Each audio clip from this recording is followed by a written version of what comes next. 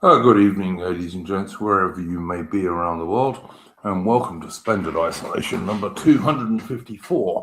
And we've got a pretty interesting stream lined up for today. As always, to give people time to join the stream, etc., we will start off with a tune. Take up the white man's burden, send forth the best ye breed. Go bind your sons to exile, to serve your captives' need. To wait in heavy harness on flooded folk and wall. Your new God's sullen peoples have devil and have child. Take up the white man's burden, in patience to abide, to veil the threat of terror and check the show of pride. By open speech and simple, 100 times made plain, you seek another's profit and work another's gain. Take up the white man's burden, the savage wars of peace. Fill full the mouth of famine and bid the sickness cease. And when your goal is nearest, the end for the sword, watch love and heed and folly, bring all your hopes to naught. Take up the white man's burden, no tawdry rule of kings, but toil of servant sweeper, the tale of common things. The ports ye shall not enter, the roads ye shall not tread. Go make them with your living and mark them with your dead. Take up the white man's burden and reap his old reward. The blame of those ye better, the hate of those ye guard. The cry of those ye humor are slowly towards the light. Why brought ye us from bondage, our loved Egyptian night? Take up the white man's burden, ye dare not stoop to less, nor call too loud on freedom to cloak your weariness. By all ye cry or whisper, by all ye leave or do, the silent, sullen people shall wail your gods and you.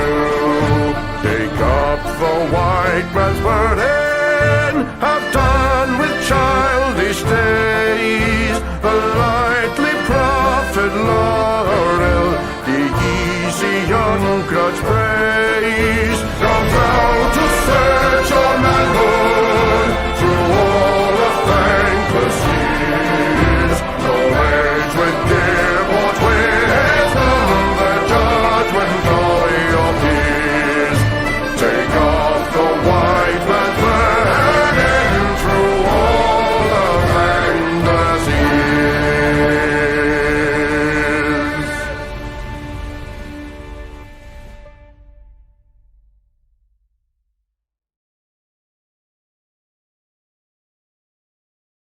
That was, of course, Chris Gard. If you like good music and you want to listen to music from someone of our political persuasion, go and check out Chris Gard channel on YouTube, and you can also follow him on X, on Twitter, where we are also live at the moment. Probably should mention that I think it was in 1912 that Robert Falcon Scott, Royal Navy, and his 4 companions reached the South Pole, and later died only about 18 kilometers from the supply depot in Antarctica. So if you're into history and Royal Navy history, that's something to be bearing in mind today. We've got quite an interesting stream today, I think. We're mostly going to be talking about reform, Nigel Farage, Jenrick, the rat from the Conservatives. Also, probably Farage deciding he is going to the World Economic Forum, which he rightly called a jolly for globalists a few years ago. So much changing with Nigel Farage. None of it good. But we also we had a couple of other topics we were going to talk about, one of which is the Greenland situation. We're not going to spend too much time on it, but a little bit. We'll talk about that. And also a little bit about what's going on in Iran. Now, I haven't been paying close attention to this, I've got to say. But Beda Britannia, our guest this evening, is a bit of a specialist on Middle East politics and history. So, Bede, would you like to give us what you know as the latest of what's going on in Iran these days? Well, there's been a series of protests that have been occurring in the country since late December. I think it's the 28th, if I remember correctly, when they started. Now, all I have to say is the situation's rather complex. There's a lot of hyper-real bullshit out there and a lot of fake news. AA actually did a stream on this earlier this week, which I started watching earlier. I haven't been able to finish it, but he gave a pretty good analysis. Essentially, the initial cause of these protests is economic. Ever since Trump got rid of the Iran nuclear deal and then hit them with sanctions back in 2018, their economy's not been doing too hot, especially with things like the price of oil, which is their main export.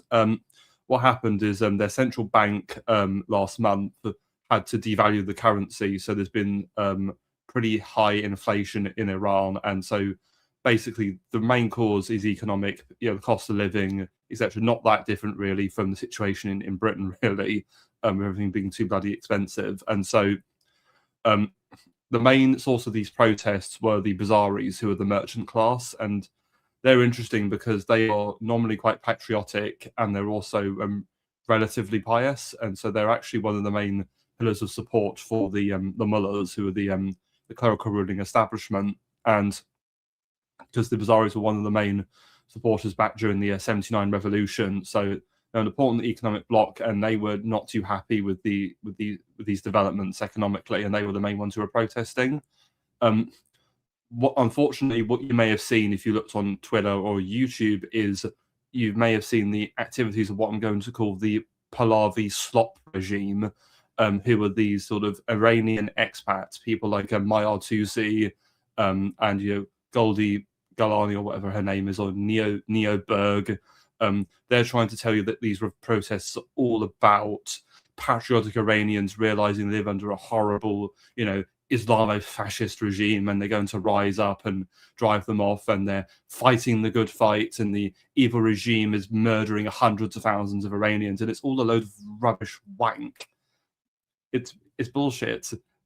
As I said, the original protests were just about these economic concerns, and they've largely been dealt with now because the Ayatollah and the establishment negotiated with them and they worked out a deal. However, the protests we're seeing aren't really protests. It's more violent left-wing radicals who are going around and trying to smash the place up. They're firebombing mosques, they're firebombing police stations, they're firebombing IRGC headquarters, and these people. In fact, it's funny. I would say the protests in Iran are not too dissimilar to the anti-ICE protests we're seeing in America, in a way. That you're seeing these radical left-wingers just going around just trying to provoke violence and trying to almost goad the IRGC to perpetuating a massacre. I also remember seeing a tweet. I think it's from some MP or US congressman, I think, and he's cheering on these protesters, and he even includes "and every Israeli agent along with them." Why are you saying that? If you genuinely care, how to sabotage it? just point out that this is a bunch of Israeli agents doing it? Yes, no, because pretty much all of the protests, they're being aided and abetted by Mossad agents in the country. And I know this is true because Mossad have been on the ground in Iran for years. I mean, it was about in 2007, there was a nuclear scientist who was assassinated by Mossad because they don't want them getting nuclear weapons. So, yeah, they're on the ground. So these are literally foreign-backed, violent revolutionary radicals. And, you know, these people are sick because if you go on X, and there's a couple of accounts which are definitely more pro-regime, like Iran Observer. But I mean, that's a good account to follow anyway, just for general geopolitical information about Iran. That account definitely is a bit pro-regime, and he and well, don't know if it's a he or not, but other more pro-regime accounts are sharing that there's actually another load of protests going on. So all of the sort of foreign-backed riots you're seeing are all at nighttime, whereas all the pro-regime people are coming out in the day and are peacefully protesting. And there's more of them than if you believe the Pahlavi slop regime. It's like, it's literally like a peoples versus elite situation where it's the people rising up against the evil mullahs, where actually, didn't the Pahlavi guy, didn't he say like they'd created some app for like defectors to sign up to? They'd had hundreds of thousands or something. Yeah, sure. I didn't hear that, but it wouldn't surprise me if they tried to set up something like that. Okay. So I'll very quickly. So regarding the sort of government protests, I mean, what you have to remember is Iran is a Shiite nation, and the Shias they love a good like sacrifice or a martyr. So when these violent radical protesters are killing people, you know, they're just celebrating them as martyrs. You know, the martyr of the Islamic Revolution, inshallah, and that's just galvanizing the regime. And what's even worse is that it's not just, you know, members of the security forces or the IRGC. I saw one where these people it was a funeral march for a 3-year-old girl that was killed, and it's just Jesus Christ. These people are literal monsters. It is the case that, like, all like the American and the Israeli sort of influence, trying to like poke the bear, it just galvanizes the people against them and for the regime. Because it's like, even if you've got, you know, even if they've got problems with the Ayatollah and stuff, the fact that you've got all these Israelis and Americans working to sort of interfere and stuff, that will make people just go, well, fuck these foreigners. I know, you know, I might not like him, but at least the Ayatollah's ours. Exactly. And you have to remember, the Americans are not going to put troops into Iran, not even Trump and the Americans. That's stupid. And without that, the regime is not going to change. So, you know. Yeah. It's all for nothing. All I'm surprised at is that Trump hasn't used it as an excuse to chuck a few more missiles at them. Because whilst Trump is not really in support of forever wars, he's quite happy to chuck a few missiles and bombs at people from time to time. Well, that 12-day war, that ate up quite a lot of their stocks. Yeah, true. And of course, he may need some for Greenland. Who knows? Which we're going to move on to. But yeah, I don't know. I haven't followed this situation closely, as I said, but I got the impression that as both Peter Britannia and Thariam have said, most of what we're getting in the Western mainstream media is bullshit, really, and that's no great surprise. And it happens every time, doesn't it? Whenever there's some protests in Iran, our media gets really excited. Like, this is the time, guys. This is the time. Definitely going to happen this time.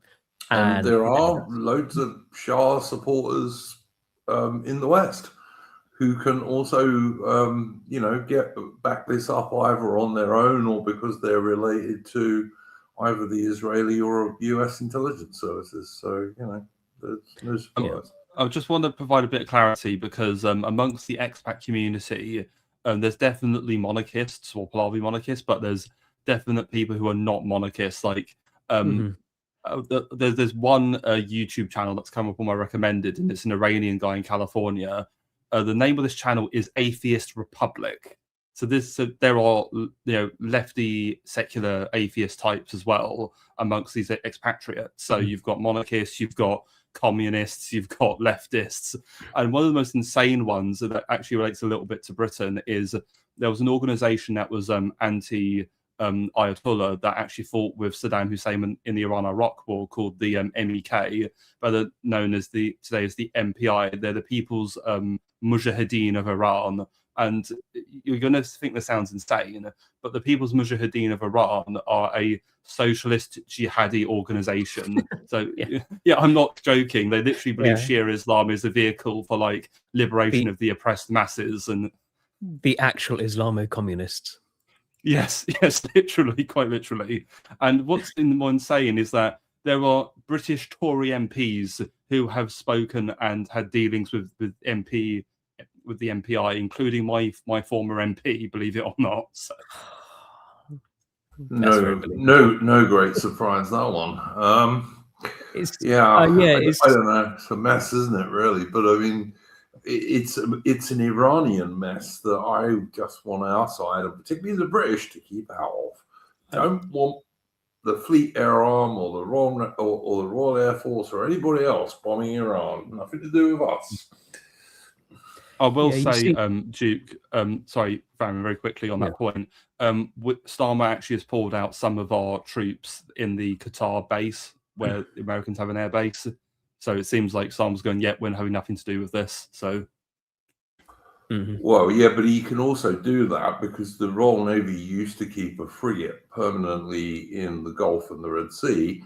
And because the Royal Navy doesn't have enough frigates now because of Starmer and previous governments, the base has been run down. That's why he's really removing servicemen from Qatar, is because the Royal Navy no longer has a frigate base there, which we always did, a frigate or a destroyer, and have had since about 1972.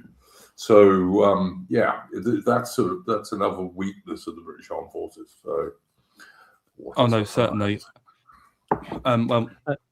Just one other thing I want to touch on is, again, just talking about the insane expats. I don't know if people saw, but there's been protests outside the Iranian embassy in London, and our favourite leader of reform, Farage, was there saying, "Long live the Iranian Revolution."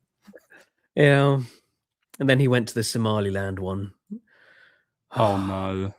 Yeah, but it's even worse because some of the protesters there have clashed with the Met police, and bloody Martusi was saying Met police beat up Iranian patriots. I'm like, no, these people are violent thugs who have overstepped the bounds, attacked the Met police. So of course, the Met police bloody beat them up. Yeah, I mean, you would think that all of the Iranian expats, they'd also be quite pro the Pahlavi regime, like AA's parents. They were planning on moving to Iran when they got together, but then the revolution happened. I was like, oh, well, that's not happening. And AA does always make the point that the Pahlavis were kicked out for a reason. They weren't popular. The Iranian people didn't like them. They were like Western pimps and stuff. Well, yes, actually, this is a very important philosophical idea within modern Iran.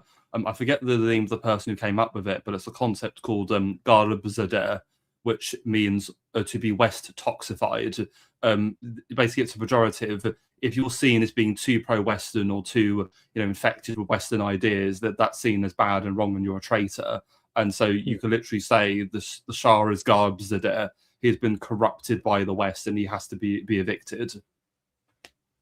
Mitch, did you have anything you wanted to say about Iran and the situation there? The only thing I paid attention to was I was seeing all these, mainly magatards going about that video was where it's like a 13-year-old Iranian girl with her mates just walking through the streets or something. That was the main thing I remember of all the protests. And I don't know. I always keep thinking about that the Iranian regime is kind of on it. It is on the rocks because I remember reading a couple of years ago that there were blackouts in Tehran, and also Iran suffered a massive L when Assad fell. Yeah. So So one of my points. Sorry, one of the things is I found out that they did actually, the West sort of thinks that everyone has to wear a burqa in Iran. They actually got rid of that a few years ago. Yes, that was after the Mahsa Amini protest, who was this Kurdish woman who was murdered for not wearing her hijab. And so the regime cracked down on the protest, but then they climbed down by saying, okay, you don't have to wear the hijab anymore. Yeah. Yeah, and also, and I remember like not long after Assad fell, you had like these like Iranian nationalist heroes like appearing as a graffiti on buildings. So it's kind of like the Iranian regime has pivoted more towards nationalism past couple of years from what I've heard. Well, no, here's the thing, Mitch. You have to understand something with Iran. In Iran, most people are nationalists. It's just what kind of nationalist are you? Are you a secular nationalist or are you a Shiite nationalist? And the regime is Shiite nationalist. Mm-hmm. Yeah, I think I heard something like some of these heroes are like pre-Islamic. I'm not too on Iranian history though. Yeah, I heard that too. That the regime is. I mean, China's doing the same thing. They're sort of going back to their past a lot and embracing that, whereas like the Chinese Revolution was about destroying it. They realized actually, all these characters, they're actually really good. It's a really good way to hold a nation together. All sensible nationalists want to go back to their past and embrace it. I mean, we do. And Persia. I mean, Persia's got one hell of a history that they can use for that. Oh yeah, big time. I mean, going right back to the Roman Empire, for God's sake. Yeah. It's like because I always thought like the Islamic Republic. I thought like in terms of their history, they'd go back to like Shah Ismail from like the 16th century because he was the guy who put them on that road of Shiite as a means of differentiating from the Turks. But whereas, sorry, so just add a bit of context to that. Yes, I would actually argue that the Islamic Republic, they go back to the Battle of Karbala because that was when we had to go. If you go back in the history of the Arab conquest, see the fourth of the Rashidun or rightly guided caliphs was Ali, who was Muhammad's cousin and son-in-law, and they fought a civil war with the Umayyads, known as the Fitnas, and Ali was assassinated and he became a Shiite martyr. And to this day, the Shiites don't recognize the first three caliphs. They ritually curse them. And they see Ali as the rightful successor to Muhammad and even retcon it, saying that he became the leader of the Islamic community as soon as Muhammad died. And himself, Ali, because he married Muhammad's daughter Fatima, he had two sons, Hassan and Hussein. And what happens is during the second fitna in 680, when the Shiites try to reclaim the caliphate, the Umayyad Caliph Yazid it's called the Battle of Karbala, but I think a more accurate description is the Massacre of Karbala because the Umayyads massacre Hussein and all the Shiite followers, and this is a really important event in Shiite history because it's a great sacrifice and martyrdom. Every year in the holy month of Muharram, they have this event where they memorialize the massacre at Karbala, and they kind of work themselves up into this frenzy, and they literally flagellate themselves for Hussein. It's really like mental. Yeah, I've seen that, and they draw blood when they're doing it. Yes, I've seen it. I would just say to people, if you're interested in Arab and Middle Eastern culture and history, do check out Beta Britannia's channel. He's got some great streams looking back on the history and politics and religion of that area. So very good channel to follow. Whenever we do a history stream, which is in any way related to the Arabs, I always want to get Beta Britannia on because he's our big expert on that stuff. So yeah, do check out his channel. I would also say, sorry, B, carry on, mate. So just to address a comment from Alabaster in the chat. Yes, to be fair, Pahlavi does seem to have more of a Zoroastrian bend. Well, no, I would argue they're not Zoroastrian. They are essentially, the Pahlavis are a Kemalist monarchy. And what do I mean by that? I mean that their ideology is not that dissimilar to that of Mustafa Kemal Ataturk, the founder of the modern Republic of Turkey, as in it's a secular nationalism, just wearing a monarchist skin suit. And, and I think actually one of the things that's most damaging about Iran and how it's viewed is people overemphasize the Achaemenid Empire and seem to think, because it's not the Achaemenid Empire, it's somewhat illegitimate or not worth studying, and I completely disagree. And one of the problems, and I think the tragedy of the Pahlavis, is they are nothing more than Achaemenid LARPers.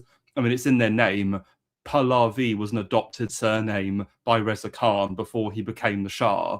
Pahlavi was the name of the ancient Persian script before the Islamic conquest, for God's sake. And later on, under Mohammad Reza Shah, in 1971, he held a special celebration at Persepolis because it was the 2.5 millennial anniversary of the founding of the Persian Empire. He even brings in a new calendar. Oh, we're going to get rid of the old Islamic calendar. We're going to bring in a new one based on the founding of the Persian Empire. It's all so bloody LARPy. Yeah. Yeah. Well, one So final... Yeah. Sorry, Bede. Carry on. Yeah. Well, one last point on this is, in terms of why I think it's important, is the regime does seem weak, and my fear is that we could see it fall. Why this is relevant to us is that people have been talking about, is there going to be a civil war in Britain or a civil war in America? I actually believe that Iran is more likely to have a civil war if things go badly, because you have got two types of Iranians. You've got the more secular types and the more Shiite types, but also you've also got obviously the institutions. You've got the more secular institutions like the security and the police and the army, but then you have the more the religious institutions such as the mullahs. You've got the Iranian Revolutionary Guard Corps, which, by the way, has got millions of members, armed fighters. So you literally have a situation where, what if the more secular elements of the society, such as the army and the security, go over to the protesters? And what if the IRGC say, sorry, we're staying by Khomeini or Khamenei? You would get a civil war, literally, and that is not going to be pretty, especially because you have to remember that Iran, because it's such an ethnically diverse country, literally every single bordering nation has a ethnic group that also is in Iran. So, for example, on the north, you've got Azerbaijan. The Azeris would love to gobble up the bulk of Iranian Azerbaijan and annex all the Azeris and create greater Azerbaijan. Obviously, the Kurds would love to, take the Kurdish regions in the west. The Baluchis in the southeast near Pakistan, maybe the Pakis would want to then come in and you can understand why it's a total mess if a civil war broke out there. And where it's relevant to us is if there's a civil war in Iran, there's going to be refugees. Where do you think those refugees are going to go? Yeah. Morgoth Floor, where do refugees go? They always end up in Britain for some reason. Interesting subject. Sorry, did you want to say something? Yeah, I was going to say on that, a civil war in Iran also, its geography lends it to that, because they've got a lot of mountains, a lot of very hard terrain that rebel groups can easily hold up in for a long time. And it's full of agents from Mossad and the CIA, which is also going to contribute. So, yes. And of course, if there is a civil war, Israel will get involved. The Americans will get involved. Probably only with special forces and missiles, but whatever. Lindsey Graham's will have an erection that lasts for weeks. I don't know. No. I think Lindsey Graham. All right, there's a segue. There is a segue, because our second topic this evening was going to be about Greenland. I don't want this to go on too long. All right, I really don't, guys. I want to keep this to less than half an hour, please, because I want most of our stream tonight to be about British subjects. But yeah, Lindsey Graham. There's a segue. When Trump was on the aircraft, or Air Force One, I presume, he was standing next to a grinning Lindsey Graham, the gay American neocon. I mean, people say he's not gay, but if he's not gay, he is. My gaydar just goes off all the time on him. I'm sorry. But I mean, normally gay congressmen on the Republican side, they at least have a sham marriage. Lindsey Graham doesn't even do that. But he's a confirmed bachelor, as they say. Yeah, he's a confirmed bachelor, but not in the same way that somebody like General Gordon was. He's a confirmed bachelor in the he probably does really nasty stuff that none of us would like to know about. But he's also a vile neocon who is never slow to want to see American boys getting killed somewhere.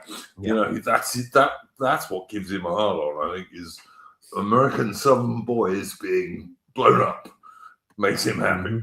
But I don't know. Maybe buggering, Republican interns in the Senate hearing room. Yeah, also possible. I detest Lindsey Graham. I can't say there's an American politician I dislike more than him. I think even including people like Hillary Clinton. I think he's one of AIPAC's biggest receivers of donations. But I mean, he'd do it for free for them. Yeah, of course you would. Yeah, of course you would. Do you guys remember the one? And bend over. There was that photo of him with Netanyahu, and he's handing Netanyahu this massive check of money, and he's just got the biggest shit-eating grin on his face. He's so happy. He is a vile human being, as far as I'm concerned. But anyway, Greenland. Now, Greenland, of course, is a possession of Denmark, which is a lovely country. I went there with the British Army, and unlike most Europeans, the Danes actually liked the British because we liberated them in World War II and also stopped the Soviets getting them. Montgomery's 21st Army Group, which was British and Canadian troops, was actually sent deliberately to go past Denmark so that the Soviets under Stalin couldn't occupy it. So the Danes are one of the European groups that like us. They're our cousins as well. Well, yeah, we're also related to them quite closely. And we, when I was there with the British Army on an exercise in Jutland, the people from farmhouses would come and give us food at night. Because we were in trenches near their farmhouse, and you'd get little old ladies giving you apples and stuff like this. It was really nice. The Danes are really nice people. I like them a lot. And also, they're a member of NATO.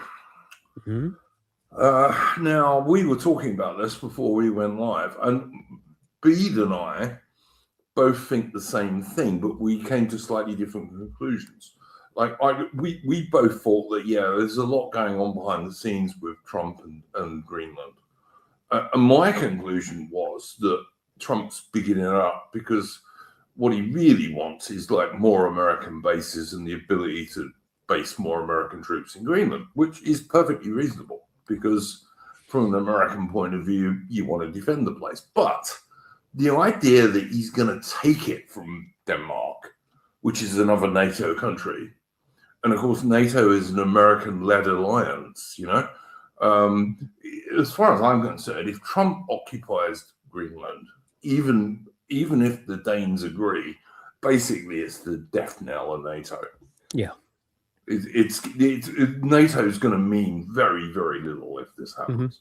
Trump's, even according to some stuff that Mitch put on the Discord before we went live, Trump is going to put sanctions on European nations who send extra troops to Greenland, which is supposedly what he was worried about in the first place. Well, I mean, if there are extra NATO troops in Greenland, then Greenland becomes safer, doesn't it? And so none of this.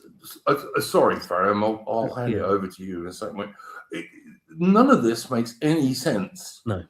From anyone's point of view, not even the American point of view, because if I was an American, I really wouldn't want to break up NATO. Yeah. And Denmark have been a solid ally to the United States. They're a small country. They've only got 5.5 million people. Yeah. But they have a reasonable armed forces, a reasonable navy. They're solid. Yeah. Yeah, their troops are solid. They backed up the US in Afghanistan, and they went to Iraq as well. And Iraq was a lot less popular with the rest of Europe. But Very the Danes, much so. Yeah, the Danes still like us. We still went along because that's what allies do. So, yeah, it's just really off. And America, I mean, they've already got a military base there. They used to have more, but America decided to shut them down. There's been no problem with them reopening these bases, Denmark wouldn't mind that. Yeah, that's what I'm thinking. And I mean, if Trump turns around and says to the Danes, But he's not. Like he's not going for that. Like they've had talks and they all fell apart apparently already. Well, like I said, as far as I know, Bede thinks, and I'm sure he'll tell us in a minute, but Bede thinks that there's already a deal for Denmark to sell Greenland to America. That's going to be a pile of trouble for the Americans, because the Greenlanders are going to say, well, who asked us? You know? Yeah. And the Greenlanders, such as they are, as there's not many of them, but such as they are, they're Inuits, they're Eskimos, basically. So yeah, I don't know. I just think this is a ridiculous situation. I think Trump's getting into it for no reason whatsoever. And as many people in our group pointed out, there's a lot of magatardistry about this. You know, Yeah. I mean, I'm not anti-MAGA in all respects, but this is fucking stupid. It really it's is. like, why would any of us want to carry on being friends with the United States when this is what they do? They see something that, you know, we've always had and they go, that's ours now. Like, how long until Trump turns his eyes to the Falkland Islands? There's oil there and goes, you know, that's ours now. It's the Don Roe doctrine. That's in the Western Hemisphere. It's ours. Fuck you, Britain. You know, is that off the, you know, if he takes Greenland like that, is that off the table? I don't think so. I tell you what, I would seriously go to war with the Americans over the Falkland Islands. Even if it was off the table, though. Like, I'd fight the cunts. Even though we wouldn't win, I'd fight them. I mean, the problem you have is even if it is off the table, like all his opponents get to say it is on the table and use that against him. Like but both in America and here in Europe, it's like, why? Especially when he spent all this time during his first term, like trying to make alliances with like right-wing groups outside of the US. Why would he then go and just like scuttle all those people like that? Yeah. I don't know. I think his ego is a real problem, and he sort of wants to be the first president in however long who increased American territory. I think he loves the idea of that. But what's weird, you see, is that he just had a perfect opportunity to do this, because when Starmer tried to get rid of the Chagos Islands, the British Indian Ocean Territory, Trump could have turned around and said, well, we'll take those then. And Starmer, being a good little globalist boy, would have said, yeah, all right then. Yeah. And America's place in the world, it's sort of for the past, you know, post-war order, it's always been America's, you know, the one of laws and international laws and all this stuff. And it isn't just a bully like Russia and stuff. You know, America is about being friends. And Trump just seems to be dropping all of that. And it's true, you know, force is the ultimate authority, but it has consequences. And you're going to lose a lot of friends if you carry on this way. They're going to lose a lot of friends, and they're going to destroy the cohesion of NATO. I mean, look, NATO's in trouble anyway, because basically we've been fighting a proxy war with the Ruskies for the last 3 years, and we're not winning, we're losing. In the end, Russia will take as much of Ukraine as they want to take. This is absolutely clear now. And they don't want all of it. They don't want Western Ukraine because it's full of Ukrainians. They want Eastern Ukraine, which is full of Russians. And I don't care, frankly. It's not a vital British interest who runs Ukraine. But why break up NATO even more by taking territory from a NATO member that's always been a NATO member? That doesn't make any sense at all to me. Could I come in at this point, Duke? Well, to elaborate my view, as Duke alluded to, I believe what's going on here is what we're seeing is a load of political theatre, as Trump is apt to do, where I think behind the scenes, Trump and Greenland have come to an arrangement, and Greenland will give the Greenland to America, but Trump will compensate them by giving them like a load of money, essentially. And now the reasons we're seeing all this drama is because there's a mutual benefit to both the Americans and to the Europeans. One, for Trump and his base, he can go around saying, oh, look at Europe being all all gay and like anti-us, go America, fuck yeah, whatever. Whereas for the European leaders, especially the unpopular ones like Starmer or Macron, they can present themselves, or we're standing up to big bully Donald Trump, and that helps their domestic popularity.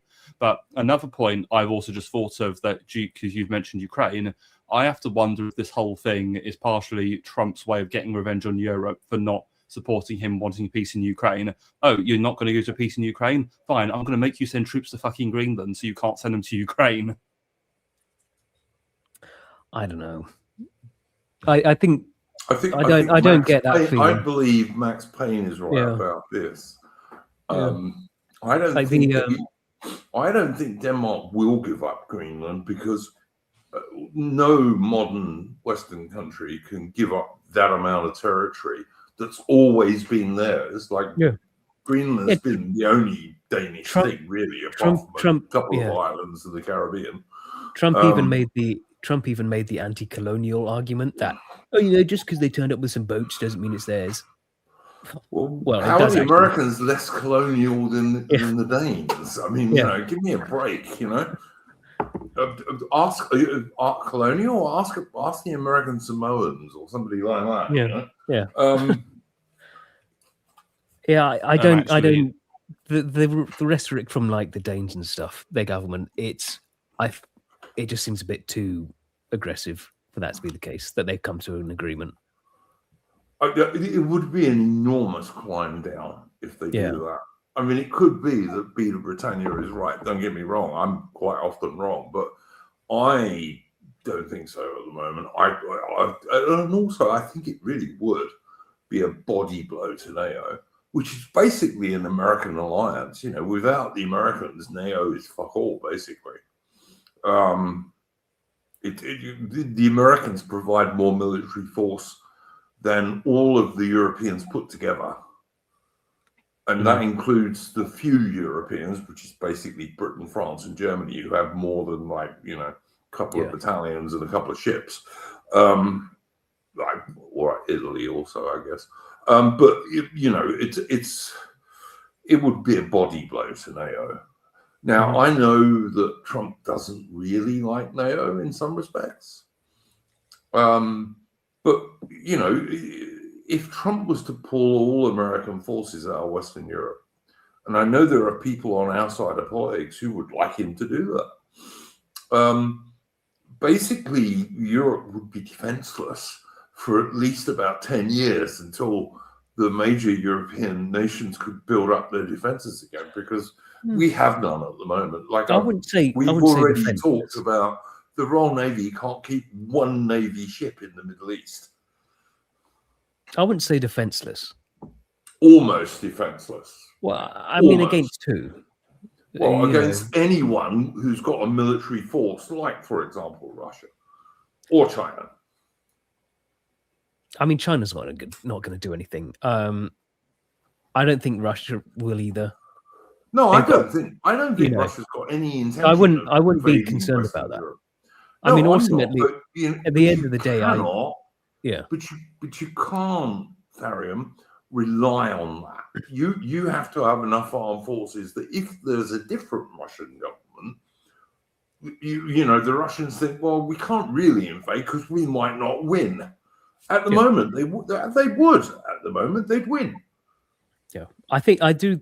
I mean, I wouldn't mind NATO falling apart, because that would then force all of Europe to actually get serious again. For like we say, the American empire's gone, it's back to us. Oh yeah, but I then would not want to see Britain joining basically EU military groups. I don't want to see Britain doing that either. I want Britain to go back to splendid isolation, please, with maybe alliances with Australia, Canada, and New Zealand, that sort of thing, Yeah, the problem with that is you can't do that when you've got America. Like, because you take, for example, Canada. Well, they're having to deal with, they're getting pally with the Chinese, for example, because they're looking at things going, well, we don't like the Americans, increasingly, and we don't want the Chinese either. But if push comes to shove, they're going to go with the Chinese because the Chinese haven't gobbed off about wanting to annex them. And Except they're not, Mitch. If push comes to shove, they're going to go with the Americans because of their geographical position. Yeah, and the Chinese can't do anything to help them anyway. China's quite powerful navally in, around China. It's not in the Arctic. They can't project power well. Yeah. No, and they can't even project power to the west coast of Canada even. China anything the Chinese sent there, the Americans would sink long before it got anywhere near Canada. Yeah, I heard the analysis that China doesn't really want to display power beyond their own geopolitical region, like beyond East Asia, which I don't think they'd be capable of. Because you look at the history of China. I think the only time they displayed power beyond, let's say, Singapore, I don't know, beyond the South China Sea was when they had Zheng here, and that was up 600 years ago when they were exploring East Africa, and that was only one-off, really. The thing about China is they've got a lot of manufacturing soft power. I think their military might is secondary to that. Yeah, but when push comes to shove, soft power doesn't count at all. Well, no, but you need logistics to win a war. And if China can make for sure you stuff. do. You absolutely do. But let me tell you, in terms of power projection, China and America are not the same. Yeah. Or nor Russia, for that matter. Russia can exert a lot of power on an actual border because she has a quite powerful military force. I mean, this China, right? But doesn't this come back to who do we need to defend ourselves from? China can project a lot of power into the South China Sea, to areas around Australia, around Japan. She can't go much further than that. America can still project power anywhere she wants, basically. That's worth remembering. I don't think the Americans would be very wise to try and fight the Russians on the Russian border. No. And I don't think the Americans would necessarily be very wise to try and fight China close to China. But, with the time will tell on that one. I'm sorry, Ammon, what were you trying to say? Don't worry about it. About who would we have to defend ourselves from if we do leave NATO? Yeah, China hasn't got force projection. Yeah. Obviously, famously, Western countries are much better at that. Anglosphere countries, especially, but now, Adamant, China doesn't have that power now. They might have in 5 or 10 years. Yeah, I kind of doubt that, though. To be fair, I mean, there is a question about how effective aircraft carriers are these days, because they've never been tested in the modern era against a proper PFO. All right, I'm not going to get into this because we'll be here for an hour. Okay. All right, we will be here for an hour if we want to start discussing how effective aircraft carriers are and how you use them in the modern world. I will happily do a special stream on that if people like Ataman and Tharium, etc., are willing to come and join it. I'll happily do a stream about that, and I'll defend modern aircraft carriers. But I'm not going to do it on this stream. I'd be interested. I really would. Did you see that? Well, China... I'd love to do it because actually I think you can. If all right, I'm going to give you a very, very, very short version of this. If China tries to invade Taiwan, for example, right, the American carrier battle groups will sit away from China on the far side of Japan, right? So any Chinese stuff that's going to try and attack those carrier battle groups, and the same thing would apply to a Royal Navy one, which might or might not be there, will have to go over Taiwan, which is a mountainous place, by the way, and it's going to get attrited as it goes across there. And amazing numbers of Chinese warships are suddenly going to go boom as they're hit by torpedoes from American and maybe British, Australian, and Japanese submarines. Amazing numbers of them are just going to go boom. Submarines are still very good, yeah. But so are aircraft carriers, Right. because if your aircraft carriers are equipped with the right weapons, and the British ones are not at the moment, as I can tell you from the personal experience of my son, if they're equipped with the right weapons, your aircraft, right, can fly 700 or 800 miles ahead of your aircraft carrier, which is hanging back a long way and defended by lots of high quality anti-aircraft and anti-missile ships. But they can go 800 miles forward of that and then fire missiles that have another 500, 600, 700 miles range. And this is what the people who are saying carriers are fucked are not seeing. Everything is much longer range now. Like most engagements between aircraft will be beyond visual range. They call it BVR, beyond visual range. You fire your missiles probably 100 kilometers away from the enemy. And then you go back home, get some more, come out and do it again. The dogfighting, well, yeah, that might happen, but only in exceptional circumstances. I know there's video. They'll never see each other except on a radar screen. There's videos of like the French Rafale jet, like out dogfighting an F-22. It's like, yeah, I'm sure the F-22's gonna just go into dogfights like that. It could happen. There are circumstances. Before World War II, right? Yeah. The RAF and everybody else thought you couldn't dogfight because the planes were too quick. Mm-hmm. You know, Hurricanes and Spitfires were 300, 350 miles an hour. BF-109, same thing. You wouldn't be able to dogfight. What happened? Yes, you ended up in dogfights. But these days, if you're dogfighting, you've done something wrong. No, all that's happened is that you've run out of BVR missiles and the enemy have closed with you, maybe because they have more aircraft, for example, which is true in the Chinese case. The Chinese probably have more aircraft. Did you see the video they put out recently about how in 2040 the Chinese say they're going to have space carriers with space fighters? Yeah, I never believe anything the military say about what's going to happen in 20 years' time. It's always bullshit, right? It's like people will say, oh, drones, they're the thing. I guarantee you, right, that within 10 years, there's going to be an effective answer to drones. Guarantee it, because that's how everything in the military happens. Somebody gets an advantage, and then you'll bring it back with something else. You know, tanks came out in 1916. The British invented the damn things. It didn't take the Germans that long to come up with anti-tank guns. And then that battle just goes on with armor thicknesses, caliber of the gun, velocity of the gun. The same thing happens today with missiles.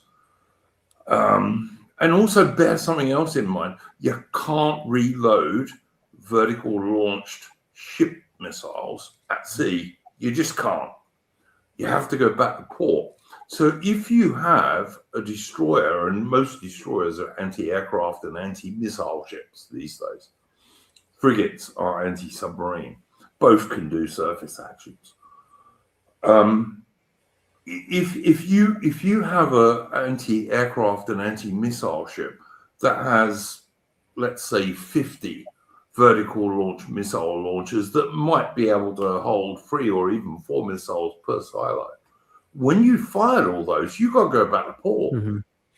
So if you have one that's got 50 and you've got another which has 75 or another that has 30, there's a vast power difference between those ships and how long they can stay on station. I have a feeling China's military tactic is really just going to be flooding whatever they're attacking with missiles from, that they can reach from their mainland. That would be my guess. What good will that do?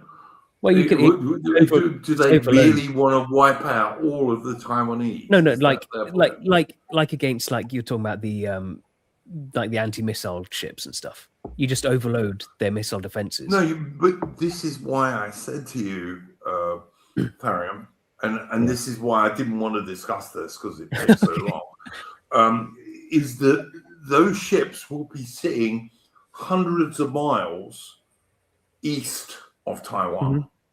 They won't be sitting anywhere near China. And anything the Chinese from the Chinese mainland send against those ships will not only have to go over Taiwan, which of course is defended, by the way,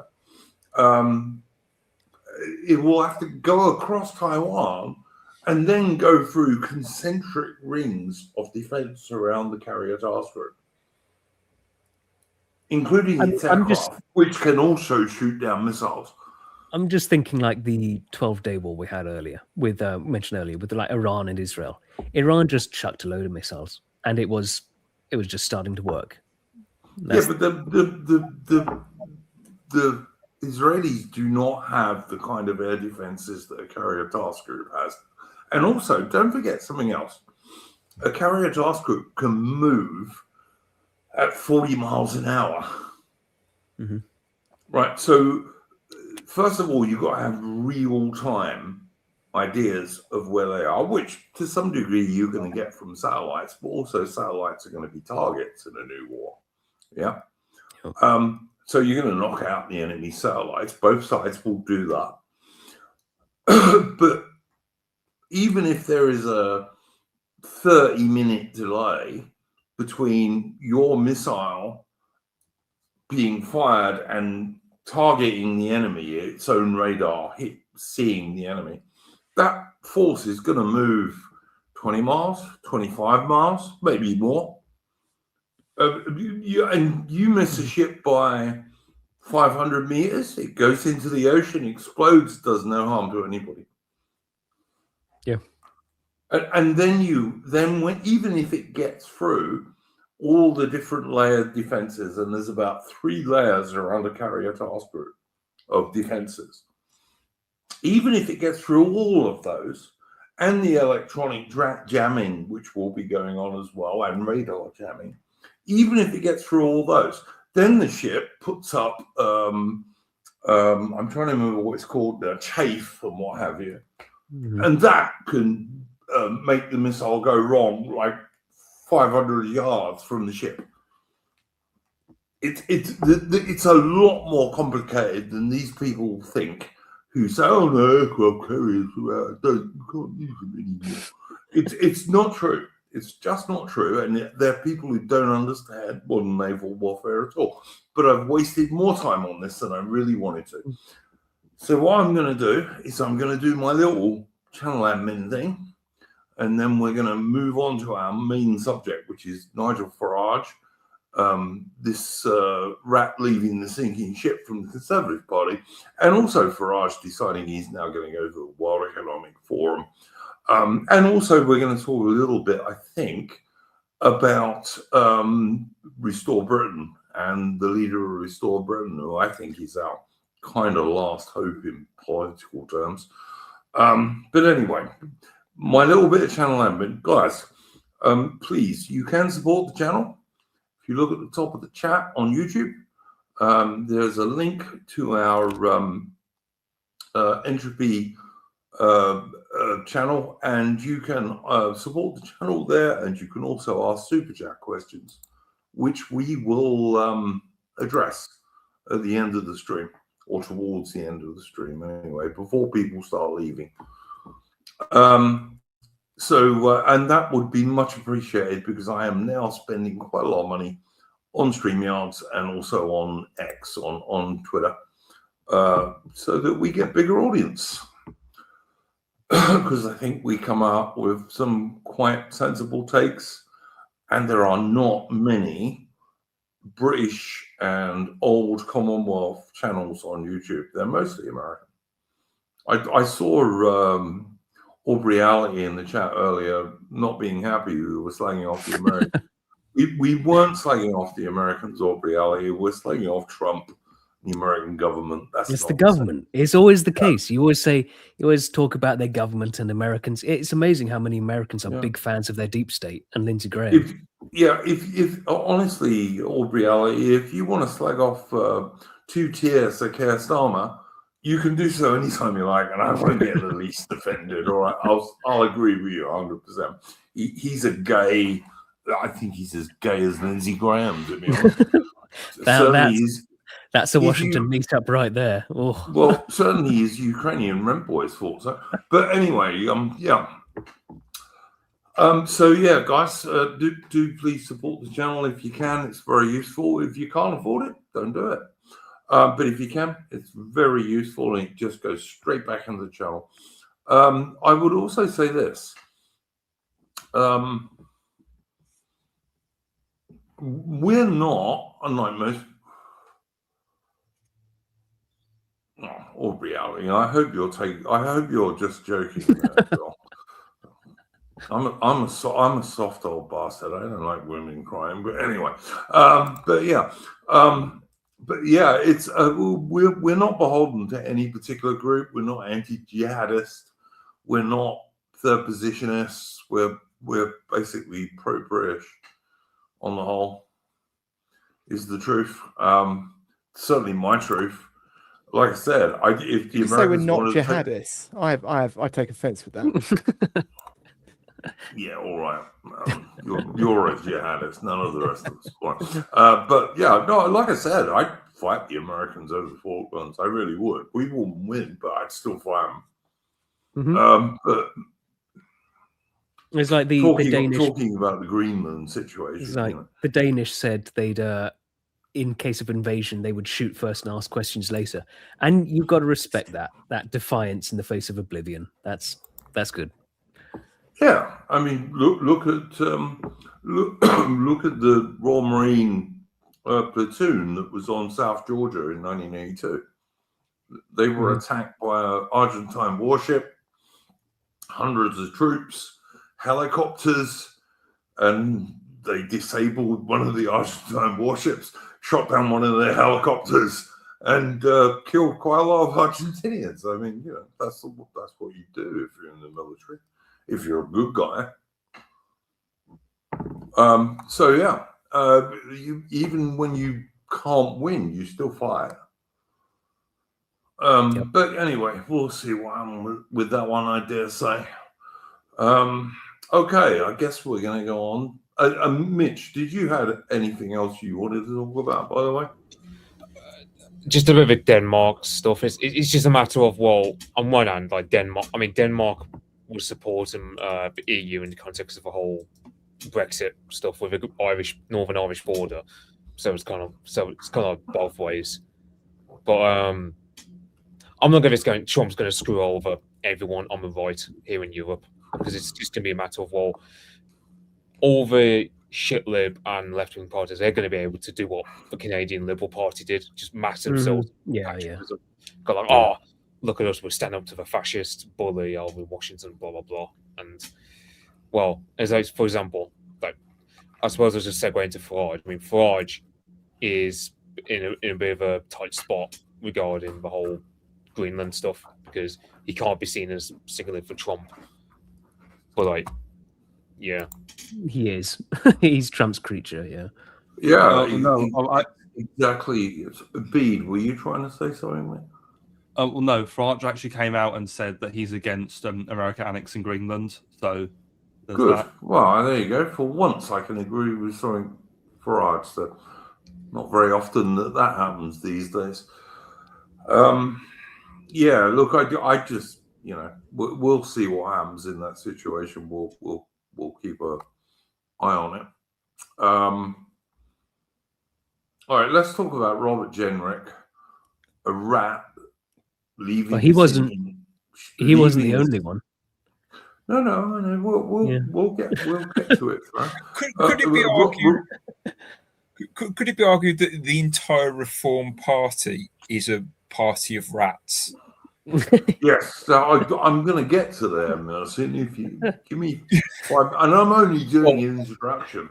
I'm just going to hand it over to you guys for at least the next hour. All right? I will say, like, it's like for my part, I mean, my Reform membership runs out on the 6th of Feb, and it depends on what Rupert Lowe does, because people talk about him creating a new party. which Yeah. I mean, I hope he does, because 100%, Mitch. 100%, Mitch. yeah, Mitch, even if please let me do the introduction, and then you can all talk about it. All right? I just want to introduce this. Like, Robert Jenrick, as far as I'm concerned, is a rat leaving a sinking ship, i.e., the so-called, in air quotes, Conservative Party, right? But as Mercy and I think just said, and as Mitch just said, what is reform?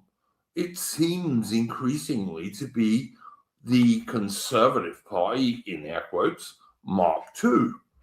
It just does, including all the fake diversity and Muslims that Farage has long had in reform, and all the ridiculous globalist liberal positions. How is reform different from the so-called Conservative Party at the moment? It's just becoming the Conservative Party. Morgoth had a brilliant post the other day that I put on the Discord of this monster rising up from molten metal, which was really the Conservative Party Mark II.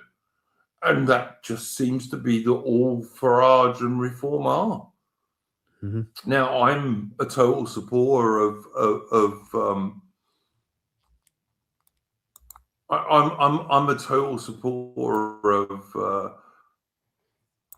Rupert Lowe and Restore Britain. I paid my money for that. But Rupert Lowe needs to make his move, as far as I'm concerned. I don't expect him to run MPs in every place, but he could come up with, I don't know, 15 really good candidates and target 15 very carefully targeted seats. And you could end up with Rupert Lowe at the next general election, heading a group of, I don't know, half a dozen, maybe 10 MPs. They could go a long way to keep reform honest and pro real British. They really could. I used to like reform, but I can't say I do anymore. It's becoming a Mark II Conservative Party, as far as I'm concerned, and I don't want those cunts in charge of us anymore, because they're all traitors to the British people. Like Jenrick, he was the one under the Conservative government of the Indian Rishi Sunak who put these migrant hotels in little country towns and things. As Steve Laws has said, he got little British girls raped. And Farage welcomes him. Okay, that's my rant. You guys take it away. Well, I will say, like, with Jenrick, it kind of makes sense because you want to kill off a Tory party. But when Nadeem Zahawi, I mean, I remember like my local reform branch who really had to play with defence card on that one. It's just, I don't know what you're talking about. I've been quite critical of reform ever since they kicked out Rupert Lowe. But that Nadeem Zahawi, he was what I was waiting for. Now they've got him, I feel like I can support them again. Yeah, he's the most baffling, and he was disgraced as well. Like, so baffling him. Yeah, he was the guy who tried to force vaccines on children, wasn't he? And he's also got a tax. Yeah. Well, just to add something to that, Mitch, I remember when bloody Sunak resigned as Chancellor to try and get Boris to go, and Boris put Zahawi in as the Chancellor, and 2 days later, Zahawi was like, "Oh, sorry, Boris, I'm afraid you've got to go." It's like, what a two-faced wanker. I mean, it's rats all the way through with that party, and I just think from day one, I was thought, why did Nigel not join back with UKIP? No, he had to start his own party, like a rat would. Like I'm not going back to the party that managed to get Brexit. I'm going to start my own party. That never sat right with me, but I allowed it. The damage would be. But I mean, even from day one, that was an ego move. Yeah. And there's not one member of that party that I wouldn't consider a rat. From day one, it was rat move. It's the generic one especially is tricky to justify because for months now, they've been going hard at him. There's been a lot of fighting between the two of them on social media, like Yusuf and Farage and Generic, all slagging each other off. And, Reform making hay out of how Generic smuggled in secretly 30,000 Afghans. And then you kept it all secret. And then they just, no, it doesn't matter anymore. Welcome, Robert Generic. So what? Well, can I believe anything you people say then? Is this all just a theatre? Yeah. No, well, I've got something I want to come in quickly. I said this on the Discord yesterday to Jeek, but I believe that Generic's been brought on by Farage because I think Farage wants him to be the new leader of Reform in the future. Because what did Farage say? Oh, I'm going to lead it until someone younger and better looking comes along. And we all thought it was going to be Yusuf, but here's the thing. Notice that when Generic came on, Farage, Richard Tice, Lee Anderson, they're all saying, yeah, welcome aboard. Yusuf has been absolutely silent, and because he knows that his aspirations for being leader of Reform have been scuppered by Generic joining. I totally agree with that, Pete. I think that was a good take. I think it's true. Adam, what do you think about this stuff, mate? I mean, what hasn't already been said? I mean, I think Carl Benjamin the other day was like, he thinks that Farage could regret this. So I suppose if it's not the leadership angle, Farage will regret it. But it's I don't know if certain parts of the upper echelons of Reform just like they still view themselves as a small party, and they kind of get sort of blinded by the star power from like what they see as still one of the big two. But the thing is, Tice didn't even know about this Generic thing. If you believe the interview with Tice on Talk Radio, Talk News, what it's called. Yeah, it is a funny one. I don't. I mean, the thing is as well, like the Generic one, I do kind of get, but like Zahawi is just it's a weird pick. Like I get when they said like, oh, we're going up against the big machine and we're gonna need people that know how it works. It's like, okay, aren't there like dozens of other people that would be available for this that would be a better pick? Like, and why are you putting them in as MPs? Like, get them to be advisors, get them to run workshops with your future candidates. Why not go for what's his name? The chap who was the advisor to Johnson, who often Dominic Cummings. Yeah, why not go for him? And as Alman said, he doesn't even need to be an MP; he could just be an advisor.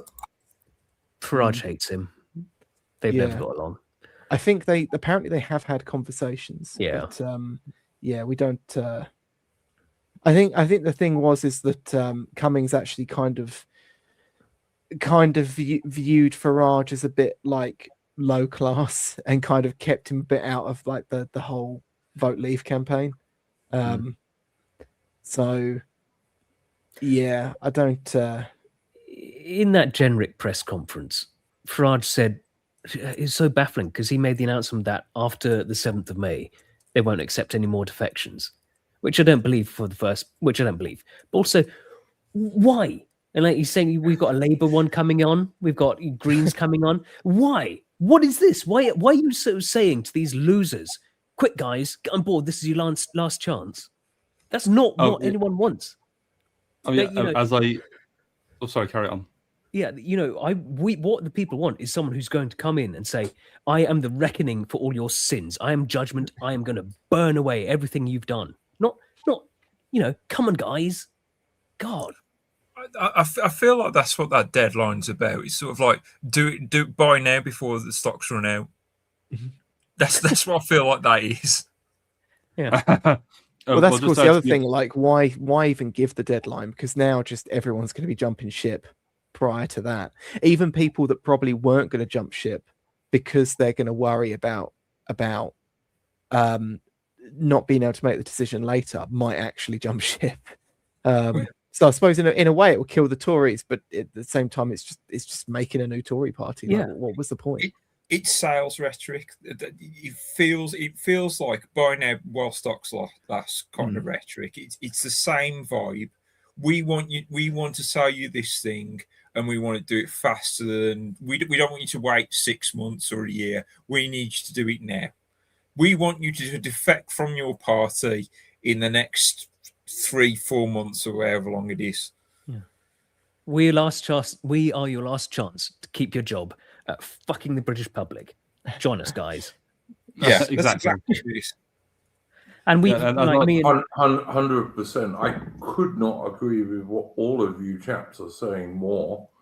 Like I said, I loved Morgoth's post where he, I think it was from a Terminator movie, you know, the one that was liquid metal and you could kill it, but then it would all join together again and come up again. And that's the Conservative Party. Yeah, for sure. I mean, me and Mercian have had, well, me mainly, have had arguments with these like reform fags who are saying, wow, this is destroying the Tory party. And Jenrick himself was like acting like this, going, oh, those Tories, those Tory bastards, you can't trust them.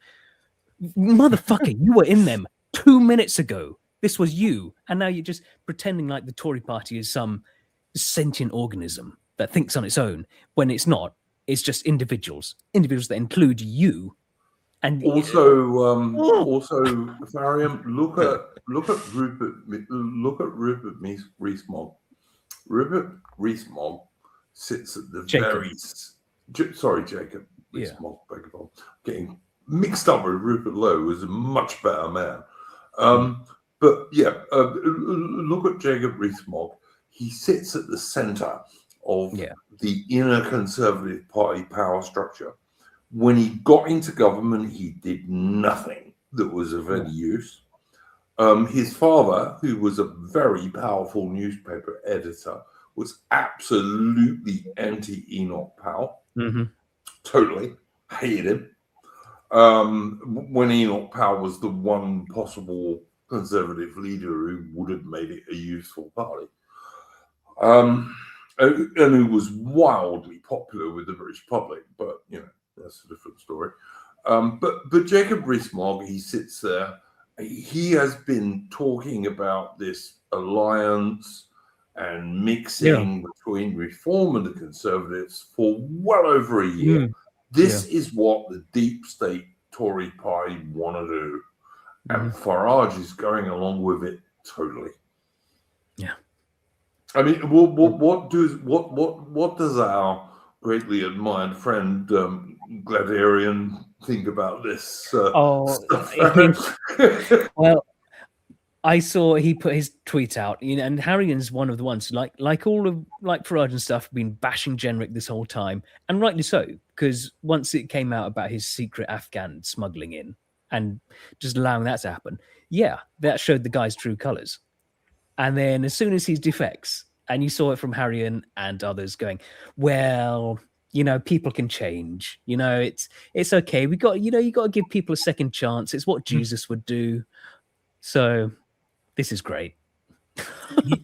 He seems to be just having a go at Rupert Lowe and sort of like ignoring the news about reform. So like I think he sees Rupert Lowe gearing up to take a party or give us a new party, and I think he's attacking that rather than addressing the elephant in the room. Yeah, because you can't defend it. You can't really fight against the claim that this isn't just Tory 2.0 when you're filling them all up with just all the Tories. Well, and Labour too now, apparently. Getting Labour defections as well, which just even better. I mean, like there's the joke. Wow. It's going to be Tony Blair. We're going to